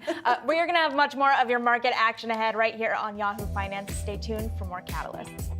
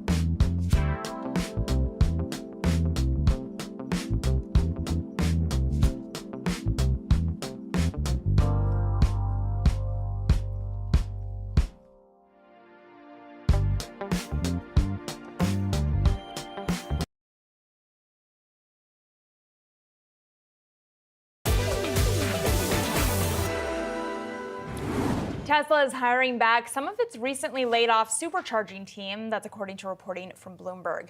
This comes after the EV maker laid off 10% of its global workforce last month, including some of the EV charging team members. To break down what this means for the company, we've got Craig Irwin, Roth Capital Senior Research Analyst. Craig, thanks for coming in studio. We appreciate it. So I want to just start on the U-turning that we've seen here. What do you make of this pivot back for Elon Musk? Yeah, you know, he tends to make kind of absolutist decisions and then vacillate around like whoops, right? Whoops. So they have a capital program they need to execute on. You know, deliveries might not be the trajectory they planned for or hoped for this year, but there's a lot of money that's been invested in expanding the supercharger network, and you know, they're basically going to be giving a big gift away to industry unless they execute on supporting customers like Wawa, et cetera, with their build-out plans. Do you think they will be able to do that? Oh, they can definitely. They have the capital. They have the capability. They've spent the money. You know, they need to have the staff there to support the completion of these projects. Is there any headwind for Tesla, though, on the likes of BP, who had tried to kind of sniff around the real estate that they had potentially given up, and now Tesla's back, or is BP just? So the headwinds for Tesla haven't really been discussed a whole lot in the charging side. So Tesla was denied from the direct procurement in New York State, and there have been several other instances where they've had zero share in some of the NEVI money. So Mr. Musk has made some political mistakes in the way he's been out there fairly aggressive with rhetoric, and it's come back to bite him on the capital access side or the support side for the growth of his EV charging network. I'm sure that's driving his frustration with the business, but you know, Tesla's a great company. They have the best network out there. It's going to stay the best if they don't invest any more dollars right now for a while, but it makes economic sense for them to bring people back. Craig, just more broadly speaking, right now, the next couple of months for Tesla, what is that going to look like? Because it seems like it's nothing new when it comes to Musk. Obviously, he's a man of making headlines. I think if you are invested in this stock, you're pretty used to some of the turmoil that has played out over the last several months, several quarters, really several years. But the next couple of months could potentially be critical here when we're talking about the fact that obviously inflation is still a real issue in the middle of a pricing war. You have lots of questions just about sluggish demand. So where does that then position Tesla? So they got to show they can get growth going again, right? When you decline 7-8%, you've got to actually show that you can get to positive growth again. You know, that's not particularly easy. They're going to have to cut price. They're going to have to be aggressive. And they're going to have to lay out a path to the mini car, this cyber taxi, robo-taxi, whatever it's going to be. Where's the growth going to come from? They've got a lot of work to do with investors. How much do you just said that they're going to have to lower prices again? Oh, yeah. By how much? I wouldn't be surprised to see another cumulative 20% price cuts in the next year. Then what kind of pressure is that going to put on margin? Margin will keep going down. I mean, I don't think margins are going up anytime soon, right? They're going to need another vehicle platform to actually start driving margins again. They're going to have to innovate their way out of this mess. They have car company problems and tech company aspirations, and they need to focus on being a car company and solving the car company problems. Well, then what product do they need to come first? What would potentially be a saving day for Tesla right now? So the one they should have launched literally 4 or 5 years ago is the mini car, right? If they'd have launched it, the supply chain would be in place for them to have, you know, mid to high teens margins, right? They could have been building it in Germany or in India, and they're just late. And this vacillation around where and when. Obviously, Tesla decided that Texas is not the location. That makes sense, right? Texas is not where you want to build a small car that's really best sold in Europe. You want to build it in Europe, or you want to build it into another market like in India that will supply in. You know, there are so many problems they have to fix at Tesla right now. For them to be going through significant 10 to 20% headcount cuts right now is problematic. They need their best people working hard. Craig, I'm curious how you're looking at the tariff news that we got from the Biden administration today when it comes to the tariffs that they're imposing on Chinese-made EVs. Clearly doesn't have a huge impact here today, but I'm curious, just as we think about the broader landscape, the competition right now between U.S. automakers and Chinese automakers, and what exactly that could look like 5 to 10 years from now when we're focused on those cheaper EVs. Yeah, so can the U.S. automakers compete? Here in the U.S., we tend to be quite dismissive of Chinese EVs, right? You know, everybody's kind of poo-pooing the Seagull from BYD. $12,000 for a credible low-end EV. You look at the high end of the market. I drove the Lotus Electre, which is really a Geely EV, the other day. Base price of $107,000. It is superior to the Lamborghini SUV, right? And that starts at what, $238,000? It's an electric car. It's going to get more gee whiz from your neighbors if you can actually buy one. Okay, 100% tariff. That's a lot. Puts it more in the price range. Prices out of the most of the people in the market. But the Chinese are credible, so it does protect the market where Biden is strategically trying to drive industry growth, where he's trying to drive transformation, probably the right thing for the economy. But it's noise for the sector right now. The Chinese are not selling it in any major way. Tesla needs to focus on being a car company and selling great cars and diversifying their lineup. All right, Craig Irwin, always great to have you. Thanks so much for hopping on set with us here, Roth Capital Senior Research Analyst. Thanks, Thank you. Craig. All right, well, coming up, more on the latest meme stock rally. We've got two experts here to break it all down and what exactly you need to know. Again, another crazy day for the meme stock trade. You've got GameStop and AMC shares rallying. We'll be right back.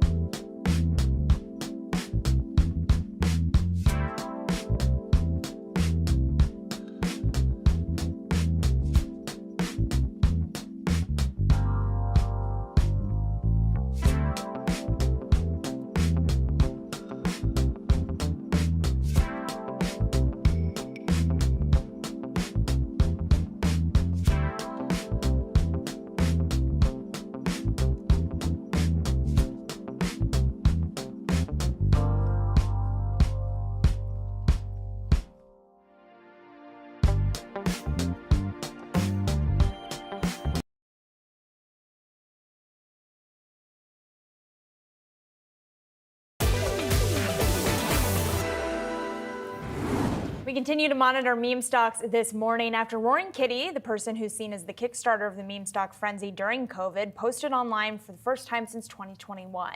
For more on the meme stock rally, we have two experts joining to give us their take on GameStop, AMC, and others. Welcoming in Adam Kobasi, the Kobasi letter editor-in-chief, and JJ Kinahan, IG North America CEO. Thank you both so much for being here. I want to start with you, JJ, because I'm curious the legs that you see to the movement that we're seeing here. How long do you anticipate this rally going on for?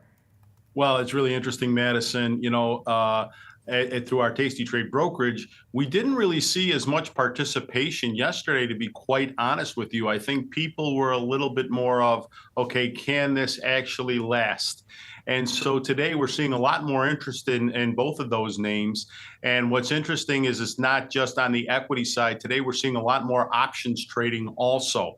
So I would expect the options volume to continue to explode, and for a couple of different reasons. Number one, the amount of capital you have to put up, which retail traders are always aware of. Number two, because the stocks are hard to borrow, those who may not believe that this is here to stay, it's very difficult to short the stock. So in order to do that, they're paying a little extra premium, but they are buying puts in order to express that opinion. How long can this last? As they say, these things can always last longer than you think they can. There seems to be momentum behind this trade right now. And the other thing is we're in a little bit of a slow news cycle. We do have some earnings this week in CPI, but nothing that I think is going to continue to make the market crazy. So as we head into Memorial Day, weekend next week, this may last through that as people are looking for something to trade.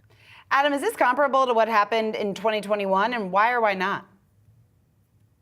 It's starting to feel like it is. I think yesterday, everyone was a bit skeptical if this was going to last or not. Today, it's clearly lasting. And I mean, look, it's interesting because a lot of people were saying, oh, we're going to have less rate cuts, maybe even more rate hikes. The economy is far worse now than it was a year or two ago.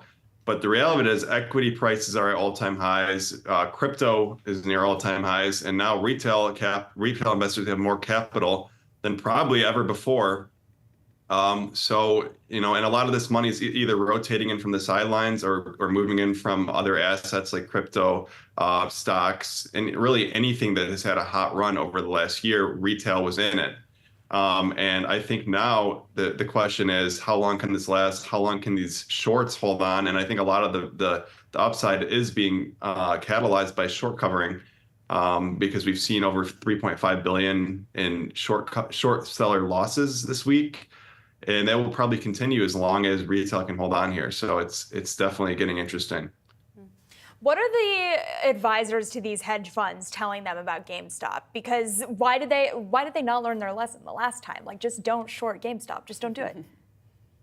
And Adam, I'm sticking with you. I don't know if I said your name at the start of that. Yeah, Sorry. I mean, look, I think it's very hard for anyone to tell you exactly what's going to happen on a day-to-day or hour-by-hour basis with any of these stocks. It's basically a toss-up. And I think what the hedge funds are thinking is, well, if we can nail the top, we can make a lot of money. But the problem is nailing the top is almost impossible to do with accuracy.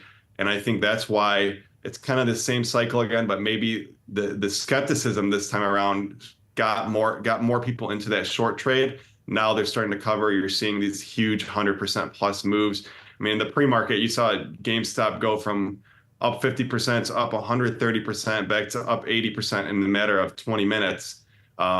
I think right now it's from a risk perspective, a lot of these funds are starting to say maybe we should just stay away to both directions.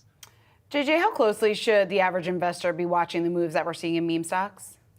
Well, I think, it's interesting, but is it part of most people's portfolio? Probably not. So I think you have to be a little bit careful there.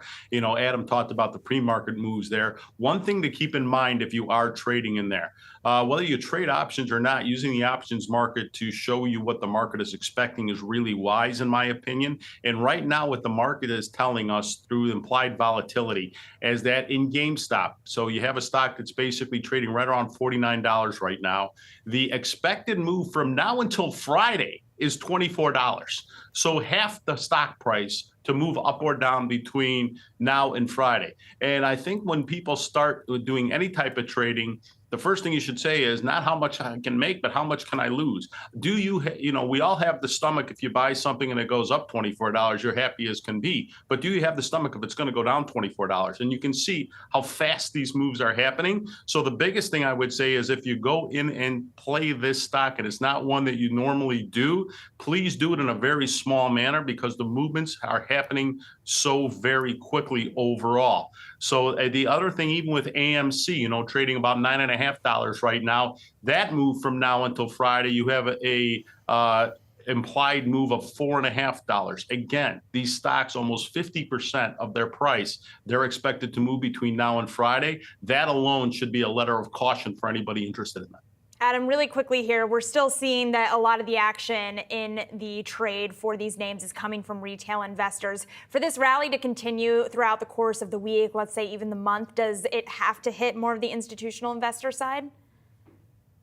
I mean, I think right now, and those are some great statistics that JJ just outlined. I mean, the implied volatility on these stocks is in the hundreds of percents.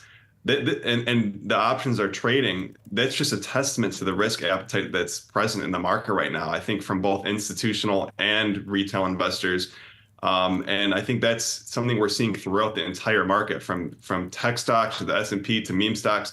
There's just risk appetite everywhere. So it's hard to say really how long this can last with these stocks, but I do think that the impact of meme stocks isn't necessarily one that's going to drive the entire market. I think institutional capital is still focusing on the bigger names.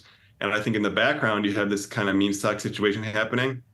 And look, I think with anything that's very volatile like this, you will see institutional players making trades, because volatility is opportunity for traders. And there's definitely a lot of opportunity right now.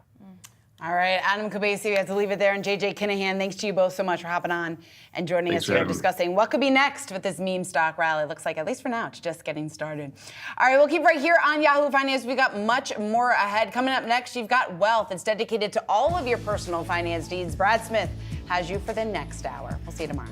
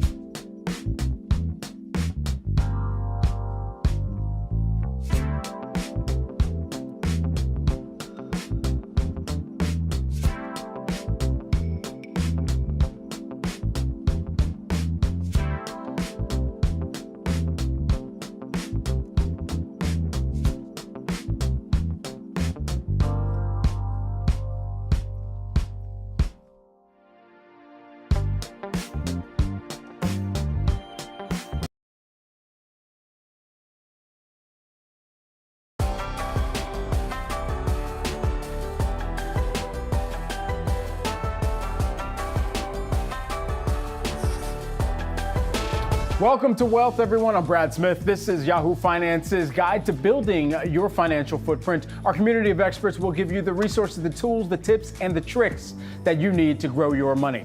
On today's show, economic data this week shines more light on the price levels of goods and services. We give you tips on how to protect your savings from inflation at every age. And where in the world is the most affordable place to buy a home? Our housing reporter reveals the location. Plus, don't want to outlive your retirement savings? Well, we'll examine one solution which could result in monthly payments to your wallet. But first, let's kick things off with a check of the U.S. markets here as stocks are mostly flat. You're taking a look at the three major averages here as of right now. Investors focusing in on three big stories today. Biden's new tariffs, the president unveiling a sweeping array of new tariffs on Chinese goods that will raise duties on $18 billion in Chinese imports. And the latest read on inflation showed producer prices rising more than expected in April, but the price increase from March, that was revised down to a 0.1% decline. The previous reading showed about a 0.2% increase. Plus, shares of GME, GameStop, the ticker symbol that's on everybody's hoodie at this juncture, they're up around 70% right now. We're watching the increasing volatility around a renewed meme stock frenzy. All that and much more here today that we are tracking here and playing out in today's tape. Well, we're going to kick things off with a deep dive into President Biden's tariffs. Biden is raising tariffs on clean energy goods from China. That includes things like electric vehicles, batteries, and solar panels even. So let's take a step back and define what a tariff is. Tariffs are a tax imposed by one country on the goods and services imported from another country. So why raise tariffs? Well, President Biden is concerned that China is using unfair trade practices to keep most of the global production and manufacturing in the country. So in an effort to promote industry growth here in America, Biden is raising the rate of the tariffs on certain goods imported to the U.S. from China, hoping American companies then will build more here at home instead of buying from overseas. For electric cars, the tariffs would quadruple from about 25% to over 100% on a Chinese-made clean energy automobile. So if you're in the market for one of those products, how will higher tariffs impact the price that you pay? Joining me now on this, we've got our very own Pras Subramanian and Rick Newman to break this down further. Pras, let's start with you because tariffs of 100% on EVs sounds like a lot. How much could this trickle down to consumers? Well, the issue is that there aren't really any Chinese-made EVs sold in America other than the Polestar 2, which is they sell a few thousand of those every year. Polestar hasn't gotten back to me on how they're going to respond to this. But the fact of the matter is only basically about 2% of EVs are made in China that are sold in the U.S. 1.3 million sold in the U.S. last year. Only a handful of those are Chinese-made. So not really going to affect you much in the near term. But down the line, look, you're going to be sort of robbed from cheap Chinese EVs that are actually probably pretty good. I think a wide swath of Americans would actually like to drive these and like to own a cheap EV. But they're not going to be able to get that because of these policies. But on the flip side, if you're Joe Biden, you want to protect American industry, you want to protect those jobs potentially that could be kind of knocked out by the overcapacity problem of China's EVs. Yeah, and Rick here, the tariffs in semiconductors, solar panels, will they be significant for U.S. consumers as well here? I think it's the same story. This is meant to keep those products out in the future. So it's not going to have that much across the whole board. And this is only about 15 categories of products. Just to put this in perspective, when Trump imposed tariffs on Chinese imports, it was hundreds and hundreds of categories of products. So this is very targeted. It's only going to be about $18 billion worth of products that are going to get a new tariff. Under Trump, it was something like $300 billion. Oxford Economics put an analysis out recently. They said they think this is going to push up inflation by 1 basis point. Okay, that's 0.01. Yeah. So what it is going to do is it is going to keep cheap products out of the market in the future. So to go back to EVs, there's a Chinese EV, a pretty good one you can get for $12,000. We're not going to be able to buy that car, or it's going to cost $24,000 if the manufacturer would decide. That's another thing they could do, by the way. They might say, well, we're just going to pay the tariff and send it here anyway. That's what happened with some of the Trump tariffs, is the tariffs went on, the products kept coming, or they went through third-party countries. So there's a lot of gamesmanship here, but this is it's not going to affect any product for the most part that people are buying today. Yeah, absolutely. All right, well, we're doing all this and tracking this in the march towards November as well. We'll see where this plays out in voters' minds. Also here, Pras and Rick, thanks so much for breaking this down for us. And our viewers can stay tuned for our live coverage of President Biden's speech coming up at 12:10 p.m. Eastern Time. You do not want to miss that. Let's turn now to the latest read on inflation. The producer price index, known in your hood as the PPI, that measures the average change in the price producers receive for their goods here. That index came in hotter than expected in April, and the reading slightly tempered by a downward revision in March. But still, the numbers throw another wrench into the Fed's thinking about the timing of rate cuts, and consumers aren't feeling too good about where inflation is heading. A new survey from the Federal Reserve Bank of New York finding Americans raising both their short-term and long-term expectations around inflation. Consumers see inflation increasing to 3.3% from 3% on a one-year time horizon, and 2.8% from 2.6% on the 5-year time horizon. So how can you protect your money against the present threat of inflation? Joining me now in studio with some tips, we've got Lizetta Braxton, who is the Lizetta & Associates founder and CEO. Great to have you here in studio with us. Great to be here today, Brad. Let's talk about this a little bit more, because a lot of people are trying to figure out, especially as they hear some of the stats like that from surveys conducted by the New York Fed, trying to understand how they combat money erosion from inflation. What are you telling clients right now? Well, let's look at this from two perspectives. One is thinking about what you're paying for, the price of goods and services, so you're actually getting less but have to pay more. And the other side we have to look at too is how do you grow your money, thinking about right now and the future, because inflation, as we know, is going to work its course now and in the future. So if you're looking at those two aspects, I want to start focusing on the investment side. Sure. And so where in the investment side then can people begin? Let's start with savings. Fundamental, a lot of people still have their money in bank accounts that are just earning very minimal on the dollar. The high yield savings accounts now are earning somewhere between 4 to 5% according to bank rate. So if you can get absolute interest on your money by just letting it sit in the bank, let's do that. Let's move those monies. So that's one baseline way of looking at investments. Absolutely. We're looking at some of the other tips here on screen as well here. And one of the areas that you tap into is locking in short-term rates with CDs and T-bills. Why is that? So I just talked about high yield savings account. That rate can change daily. But if you want to lock in something short-term, certificate of deposit, CDs, also known as, it could be another tangible way of getting that interest for a longer period of time within a short period of time. I want to get personal for the Gen Zers, the millennials out there like myself that are trying to figure out, okay, I'm blocked out from buying a house right now. I'm paying higher rent in the near-term period of time, and I'm still paying down student debt as well. So for the Gen Zers and the millennials out there in combating where inflation is remaining the stickiest, especially on that services side, what are some of the tips that they could perhaps employ? I'm sure particularly for college students saying, I don't want to have a roommate anymore, been there, done that. But maybe for the next decade or so, you might have to share those housing costs. I mean, there's been conversation about housing inflation, rents being around, over $2,000. You got to earn a lot to be able to live on your own. So that's a sure way to continue to cut costs. And I'm going back to savings, retirement as well, too. Put $25, just something to get you moving forward, because you don't want to be at Gen X's age or Z's, looking at, I wish I had set aside some money. Right.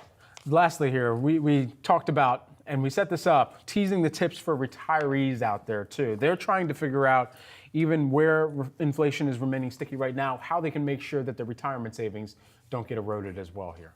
That's a tough one, because once you're in retirement, you're living off of your nest egg. So what's going to be important to make sure your allocation looks great for what you can handle. And that means still having stocks in that portfolio. Stocks over long periods of time have outpaced inflation. And so that's going to be an important consideration, because people are living like 30 years in retirement. Are people asking you, and I got to throw this your way, because there's so much focus right now on meme stocks as well, as we've seen a resurgence. Are people asking you how much of their portfolio they should have exposed to meme stocks at any given juncture, anticipating perhaps or hoping for a pop like we're seeing?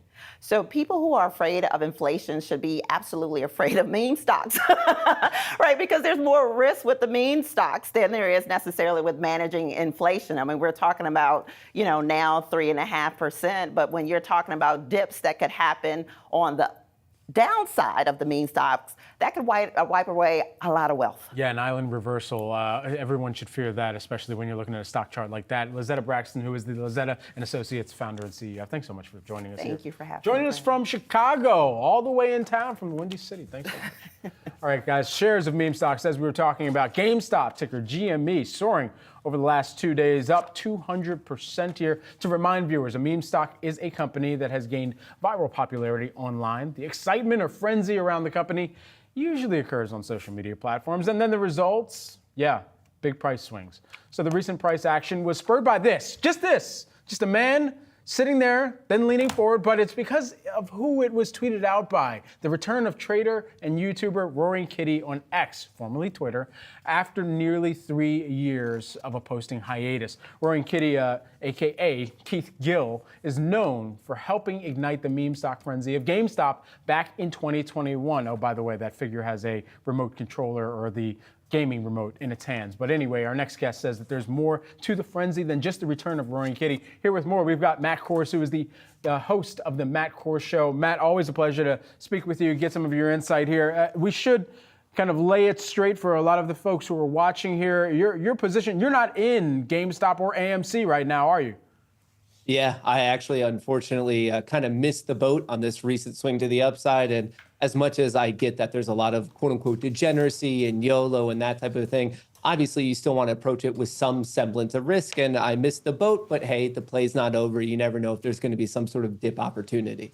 And so with that in mind, what should people be watching out for as they're looking at stock charts like GME, like AMC, and particularly where some of this frenzy has pushed the price action higher by 200% in the past couple days here for GME particularly? Oh, phenomenal question. I think one of the main things to hear about this play and what's going on is it's very similar to 2021. This is the resurgence of meme mania, if you will, which means all the discussion about fundamentals, is it fundamentally fair, overvalued, undervalued? I would actually contend just throw that out the window. Right now, this is much more of a social rebellion than anything else. And then you have tickers such as GME and other ones that are just the representation. They are the vessel of that social rebellion. So I get that a lot of people want to dive into the fundamentals, and that's great. And I think that has a place in all forms of trading and investing, but specifically investing. This is much more of riding that almost that meme social culture. So for me, and this is some of the harsh lessons that I personally had to learn from 2021, 2022, and 2023 is ride the trend. As long as the party is on, I personally have no issue with being at the party and keeping my position. But the harsh thing that I learned in 2021 is when things turn, they turn violently. So I think every single person, if you are willing to take the higher risk, higher reward setup of getting into the play, don't just go with the start. You have to have some sort of exit plan. And I understand right now there's many people watching this. There's many people who are going to react to it. Who are going to be angry that I'm just not, I guess, singing the accolades of diamond hands. But in my mind, what's the point of taking such a risky play if you're willing to say, hey, I'm never going to take the money no matter what? At a certain point, we're all in this to ideally improve our own financial situation. So because of that, I wouldn't want anyone listening to this, watching this, to fumble such an amazing opportunity. Here's the interesting thing, and I'll layer this on, because there's kind of a same, but different. Same in terms of it. The run-up in price action that we've seen, and a lot of people capitalizing or trying to hop in on the momentum trade and in the same names as before. But what's different is we're not going to perhaps see Robinhood hop in and say, all right, we're halting trading in these stocks once again, because there's a different mechanism that's been put into place since then. They've learned from that mistake. There's also, of course, the added element of, all right, sure, we'll see the volatility trading pauses like we saw out of the gate this morning that are typical. But at the same time, it doesn't sound like a major or sweeping regulatory force that's going to hop into it at this juncture. I don't know. Correct me if I'm wrong if you believe differently. Yeah, I think you touch on quite a few things there. Obviously, the game is slightly different.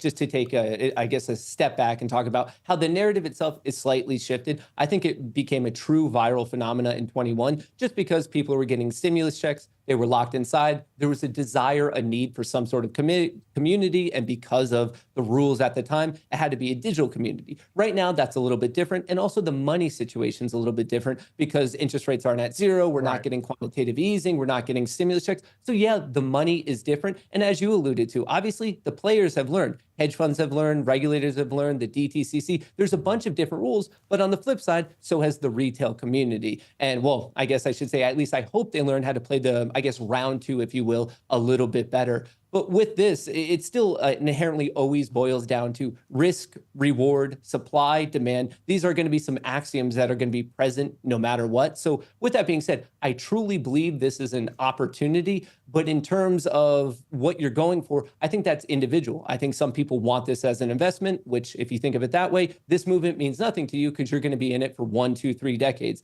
If you're just trying to make a stand against the man, well, obviously bet a little because you're preparing for it to go to zero. But then if you're thinking of it as an active trade, obviously you have to be disciplined and stick to not only your entry, but also your exit plan. Right. So depending on who you are, I think you have to play it accordingly. If they're playing it as a trade, then where do you believe, and we only have 30 seconds, where do you believe that next investment post a momentum trade will kind of flow towards for a lot of these investors? So in my opinion, these actually aren't investments. There's other opportunity, and with respect to capital efficiency, I think there's better investments. But in terms of trades, these are prime. And in the words of the late, great Jim Simons, the trend is your friend. So as long as the trend is there and persistent, I would be in the play. If I think that the trend's over, I would take my money and move on to the next trade. Matt Kors, host of the Matt Kors Show. Matt, always a pleasure to catch up with you. Thanks so much, man. Thank you. See you. We've got all your markets action ahead. Stay tuned. You're watching Wealth. The Biden administration just announced fresh tariffs on China, marking the culmination of a 2-year investigation into the economic strain caused in the U.S. by China's practices. The administration's new tariffs are focused on EVs, semiconductors, and solar equipment, and come as former President Donald Trump calls for even more draconian measures on trade, including a reported 10% across-the-board tariff on all imports. Here's what you need to know about President Biden's more targeted tariffs on China. The new tariffs aim to keep Chinese manufactured vehicles out of the U.S. market so they don't wrestle market share away from domestic players such as Ford, GM, and Tesla. The administration is quadrupling tariffs on EVs from China from 25% to 100%. Currently, there's a 30% tariff on all Chinese automobiles. The administration also announced tariffs on Chinese critical minerals, solar goods, and batteries. About 70% of the EV battery supply chain relies on China, but these tariffs may have little effect on Chinese solar providers. China's solar companies export to the U.S. from other countries to avoid curbs, with U.S. firms seeking higher tariffs on that trade. The next area the tariffs will affect is the semiconductor manufacturing industry, which is forecast to grow to $613 billion in global revenue this year. China expected to generate nearly 1/3 of that as the clear leader, with an estimated nearly $200 billion in chip sales this year. The Biden administration has made boosting domestic production of semis a key priority, doling out billions in grants to chip giant Intel. Stay with Yahoo Finance for the latest news on the White House announcement.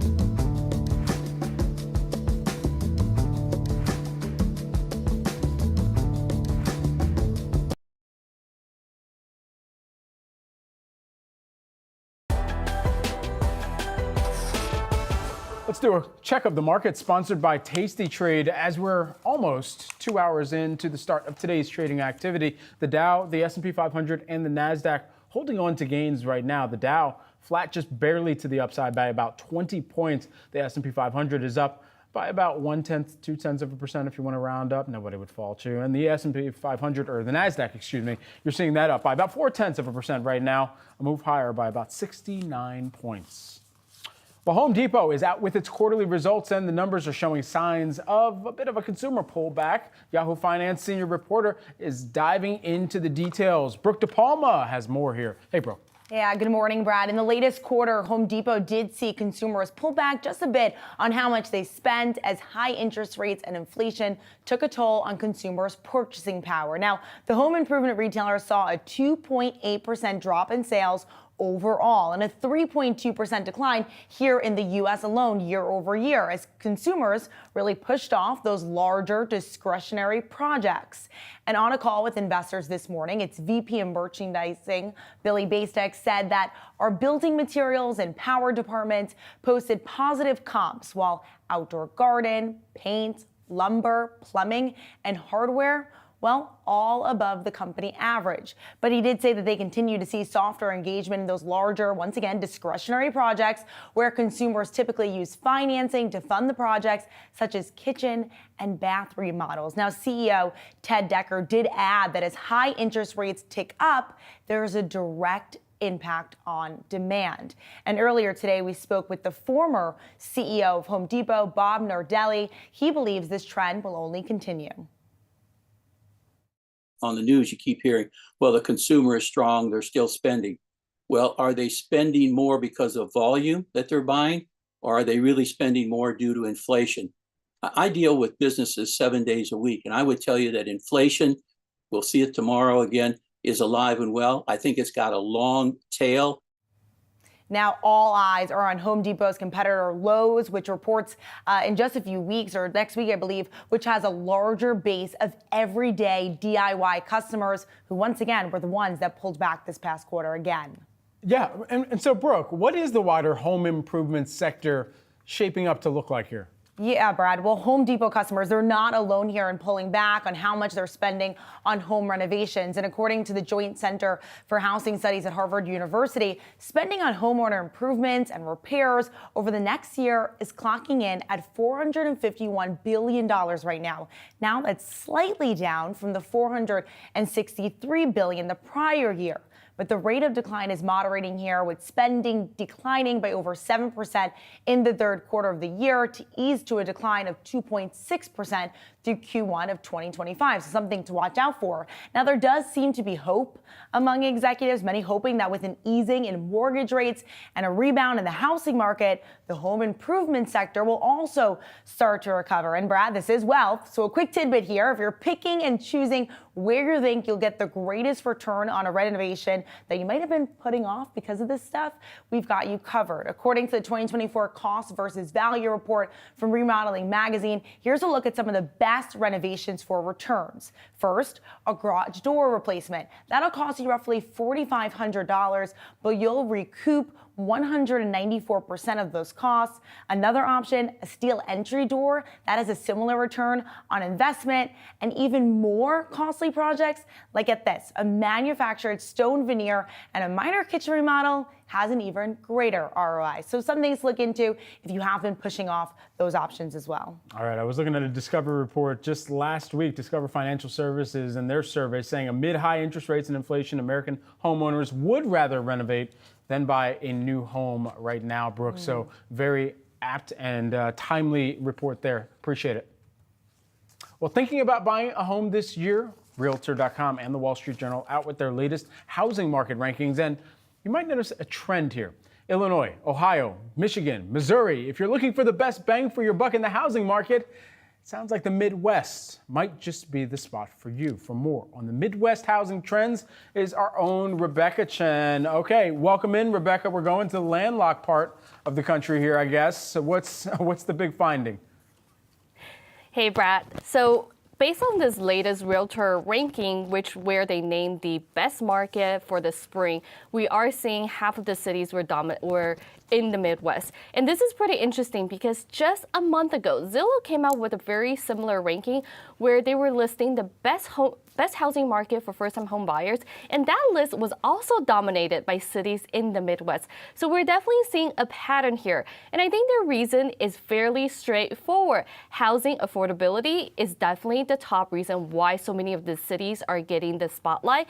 But also they have a thriving local economy and friendly, really good local communities that people will love to settle down in. But I did want to kind of go back to talk about the housing affordability in the Midwest, because that is definitely the top reason why these cities are so popular nowadays. And so how much affordability are we really talking about here? One of the studies that we saw is that in the Midwest right now, it's the only region in the U.S. that you are paying less than 20% of your paycheck on a monthly mortgage payment. So everywhere else in the U.S., other regions, whether you're in the West or the South, you're paying more than 20% on average for your home costs. But Midwest is the only place that you're paying less than that. So it definitely has a housing affordability that a lot of home buyers are looking for. And this data is based on the National Association of Realtors. This is their housing affordability index in March. So I think according to all of this monthly average mortgage payment, we can see that just in the West, you're paying sometimes almost double of what you'd be paying in the Midwest. So I think as this affordability challenge continues, these Midwest cities will only become more popular as we go. All right, we're going to be watching this very closely. A lot of people trying to figure out if they need to be Wolverines fans, Buckeye fans, or Fighting Illini fans here. Rebecca Chen, thanks so much for the breakdown. We've got much more wealth on the other side of this short break. You're watching Yahoo Finance.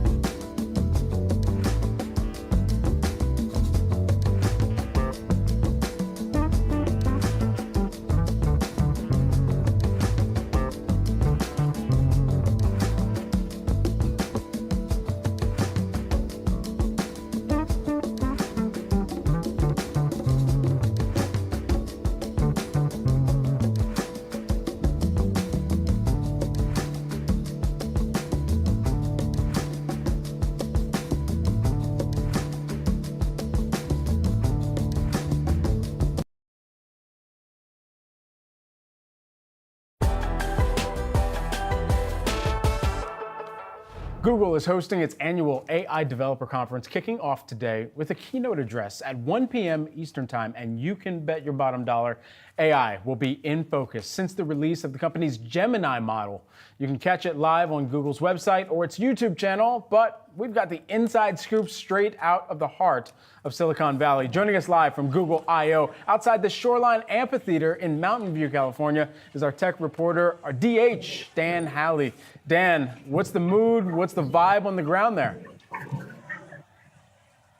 Yeah, there was just a string quartet it's 8:30 in the morning here, so it's energetic, I would say. There's tons of people running around, obviously getting in here, a massive line, huge number of people.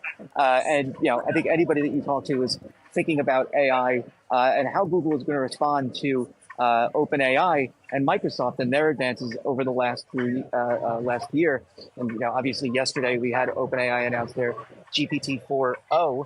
And so that is basically a new type of model that can do audio, visual, and text search. So it'll be interesting to see how Google kind of steps up here and how they respond overall. Okay, all right, we're going to be watching closely and seeing how investors are also tracking some of the investments that Google has made or Alphabet has made into its own generative AI. I mean, Dan, just while we have you, what's the likelihood that we could see this show up in products or services that Google offers this year? Yeah, I mean, look, this is their huge event, right? I mean, they have an event here and there where they introduce, a new line of smartphones. That's all great and grand. They're Pixel line. They're great phones, don't get me wrong, but they're not volume sellers like the iPhone. This is the event where you find out what Google is doing for the entire year. They have their cloud event, Google Next. Again, a great event, but here is where kind of the rubber hits the road. This is where you'll hear them talk about what they're doing with search in terms of generative AI, something that they've been experimenting with in their labs offering. They'll talk more about likely their Gemini model that they have that works with workspaces. That's the work productivity suite, as well as whether or not it works with Gmail for regular people. Right now, there's a version of their Gemini model that runs with Google's AI Premium offering, which is $20 a month. And a lot of people probably don't want to spend that. So we'll see if they're going to bring those more advanced models to the regular folks as well. But this is really the event to watch if you want to know what's going on with AI and Google this year. All right, Dan, you're leaving a lot of people wondering what that string quartet was playing, but we'll save that for another conversation. Yahoo Finance's own. Oh, what was it? Dan Howley. I think it was Coldplay. Coldplay? What? Okay. All right, I can't really say much. I went to a Coldplay concert in Barcelona last year. So anyway, good for them, good for you. Dan, we'll check in later on. Well, if you're curious about getting into the crypto market but still wary of the volatility and the safety concerns surrounding owning digital assets, our next guest suggests that spot Bitcoin ETFs may be the right route for you. Joining me now to explain, we've got Rick Edelman, founder of Digital Assets Council of Financial Professionals and best-selling author of The Truth About Crypto. Welcome in, Rick. Great to see you in person. You too. Good to be with you today. Absolutely. So let's break this down a little bit further here. Some of the pros and cons of investing in spot Bitcoin ETFs. So let's start with the pros. Sure. A lot of people have been very interested in this, curious, but it's been cumbersome and hard to buy it. But now these ETFs are out here and they're just like any other ETF, which everybody's familiar with. Buy them in an ordinary brokerage account. They're incredibly inexpensive, 20, 25 basis points. Cheaper than going to, say, Coinbase or other crypto exchange. And being in a brokerage account, you can rebalance, you can dollar cost average, you can tax loss harvest. It's simple, easy to deal with, just like any other asset class. Unprecedented, and that's making it more available to everybody than ever before. So what about the cons here? Well, the cons are it's still Bitcoin, which means it's still very volatile. It's still very risky. You could still lose everything. We have regulatory uncertainty.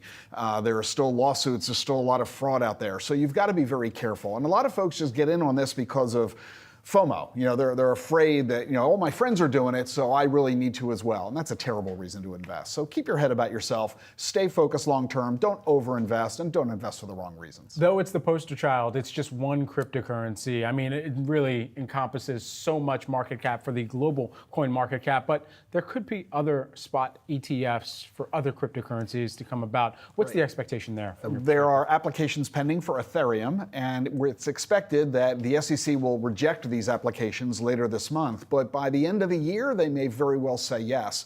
After you have the Bitcoin ETFs and the Ethereum ETFs, I'm not sure how quickly you'll see anything else after that, but these two will kind of open the doors long term. 5 years from now, there will be dozens, perhaps even hundreds of crypto ETFs. What are some of the most realistic price targets? I mean, that you're hearing for Bitcoin? I mean, we've seen ranges from $150,000 by the end of next year to $1 million. Michael Saylor says 5 million. So you're right, it's all over the map. But what I've never seen is how they get to those numbers. So I did the basic arithmetic myself to try to figure this out. There's arithmetic that could get us to... It's remarkably simple. if you take a look at the world's global assets, the value of the stock market globally, the bond market, the real estate market, the gold market, you just look at all the assets everybody in the world owns, it's about $740 trillion. That's global wealth. If everybody who owns those assets were to simply allocate 1% to Bitcoin, that would represent a market cap of $7.4 trillion. That translates to 420 grand per Bitcoin. That's 7 times more than the current price. So just simple arithmetic. Now, of course, is everyone going to allocate 1%? Who knows? That's the answer you've got to determine for yourself. But theoretically, it's easy to see how Bitcoin could grow 5x, 10x compared to its current price. We used to see price action based on the utilization case for cryptocurrency and Bitcoin. It seems like that's swung more just to the amount in production that we're going to cap out at 21 million anyway. And so at the end of the day, now it's looking more like gold instead of like just printing money over. You're exactly right. The use case of Bitcoin, although it's strong for transmittals, it's not the strongest argument. It's now like gold, a store of value. We have Ethereum and Solana and Polygon and Algorand. We have other coins for commercial use application. Bitcoin is really increasingly being regarded as a store of value, like gold, like artwork, like collectibles. And there's a lot of interest in that to the point where institutional investors are increasingly adding it to their portfolios. Rick Edelman, who's the founder of Digital Assets Council of Financial Professionals and best-selling author of The Truth About Crypto. Thanks so much for joining us in studio. My pleasure. Great to see you. Worried about outliving your retirement savings? I mean, who's not? You're not alone. We explore one solution to ensure you get a monthly check for the rest of your life. We're diving into that solution on the other side of the short break. You're watching Wealth on Yahoo Finance.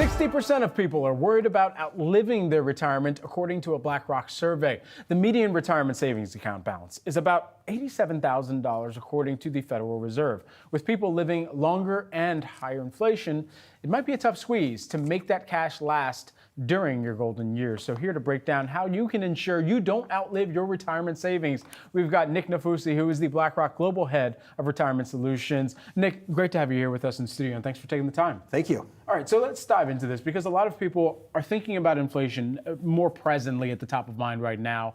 Where are you seeing that eat into retirement accounts at this juncture? So inflation's always been a worry. We kind of go through different periods of inflation. What we're trying to do, though, even before we tackle the inflation problem, what we want to do is we want to make your 401k look more of like a traditional pension plan. So this is with some level of consistency of income.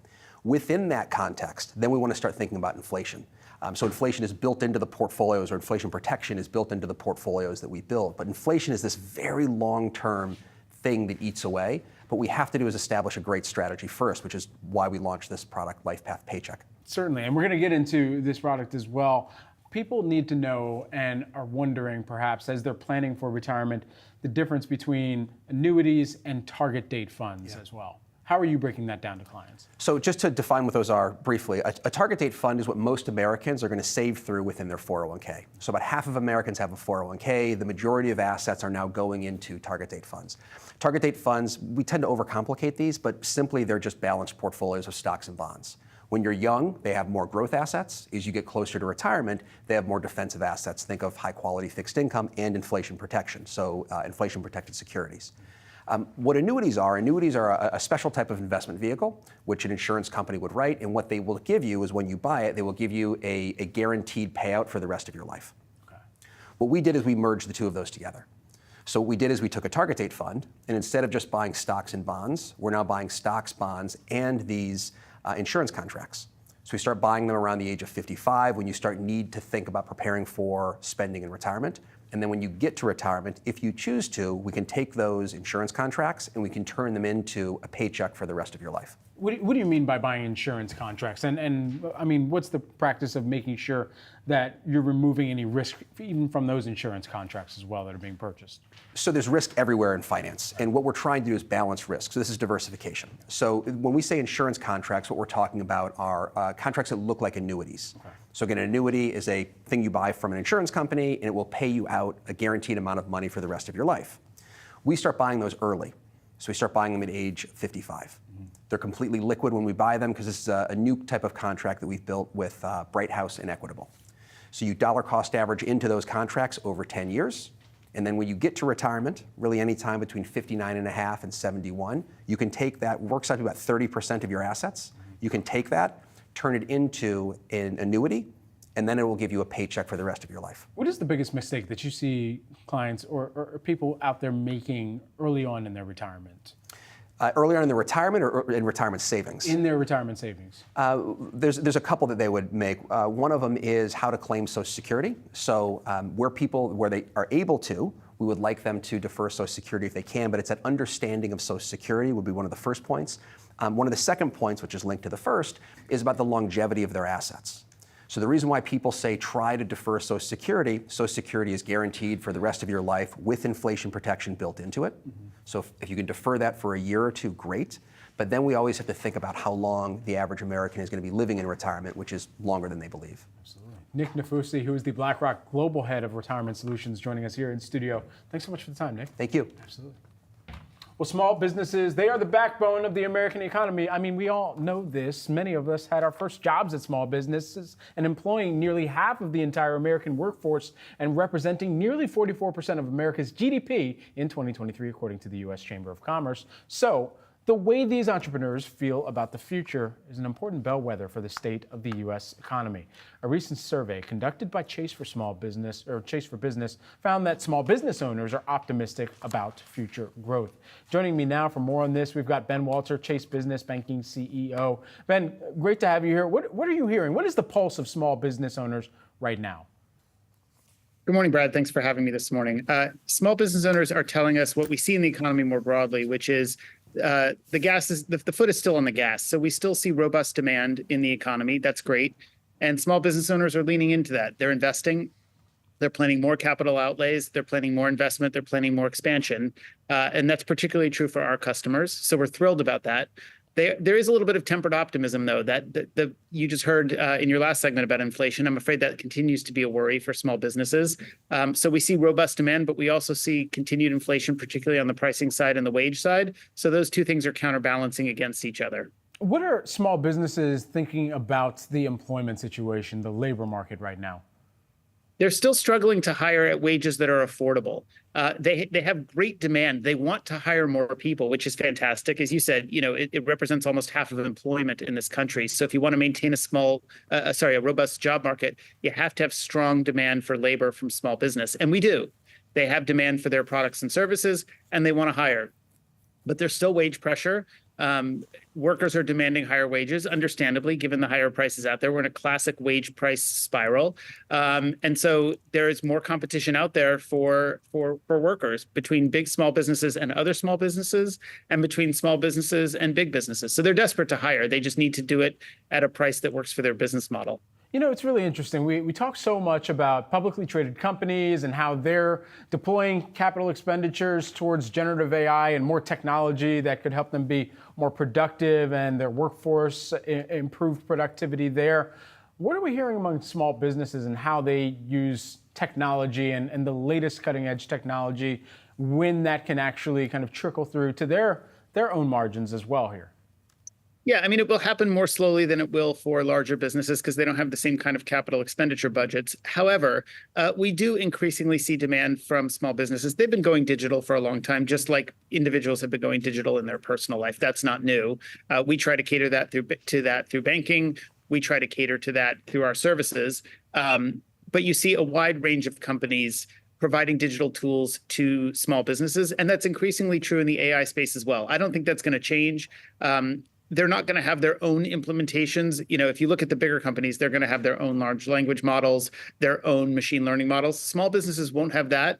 But as these technologies get democratized, we see robust demand from small businesses to implement these tools into their day-to-day operations. As you think about where the optimism is coming from for the future from small businesses, how many of them are anticipating a massive shift, even post-election, as we've talked about some of the different funding elements that help small businesses right now and what they're kind of looking out to over the next maybe 4 to 5 years even?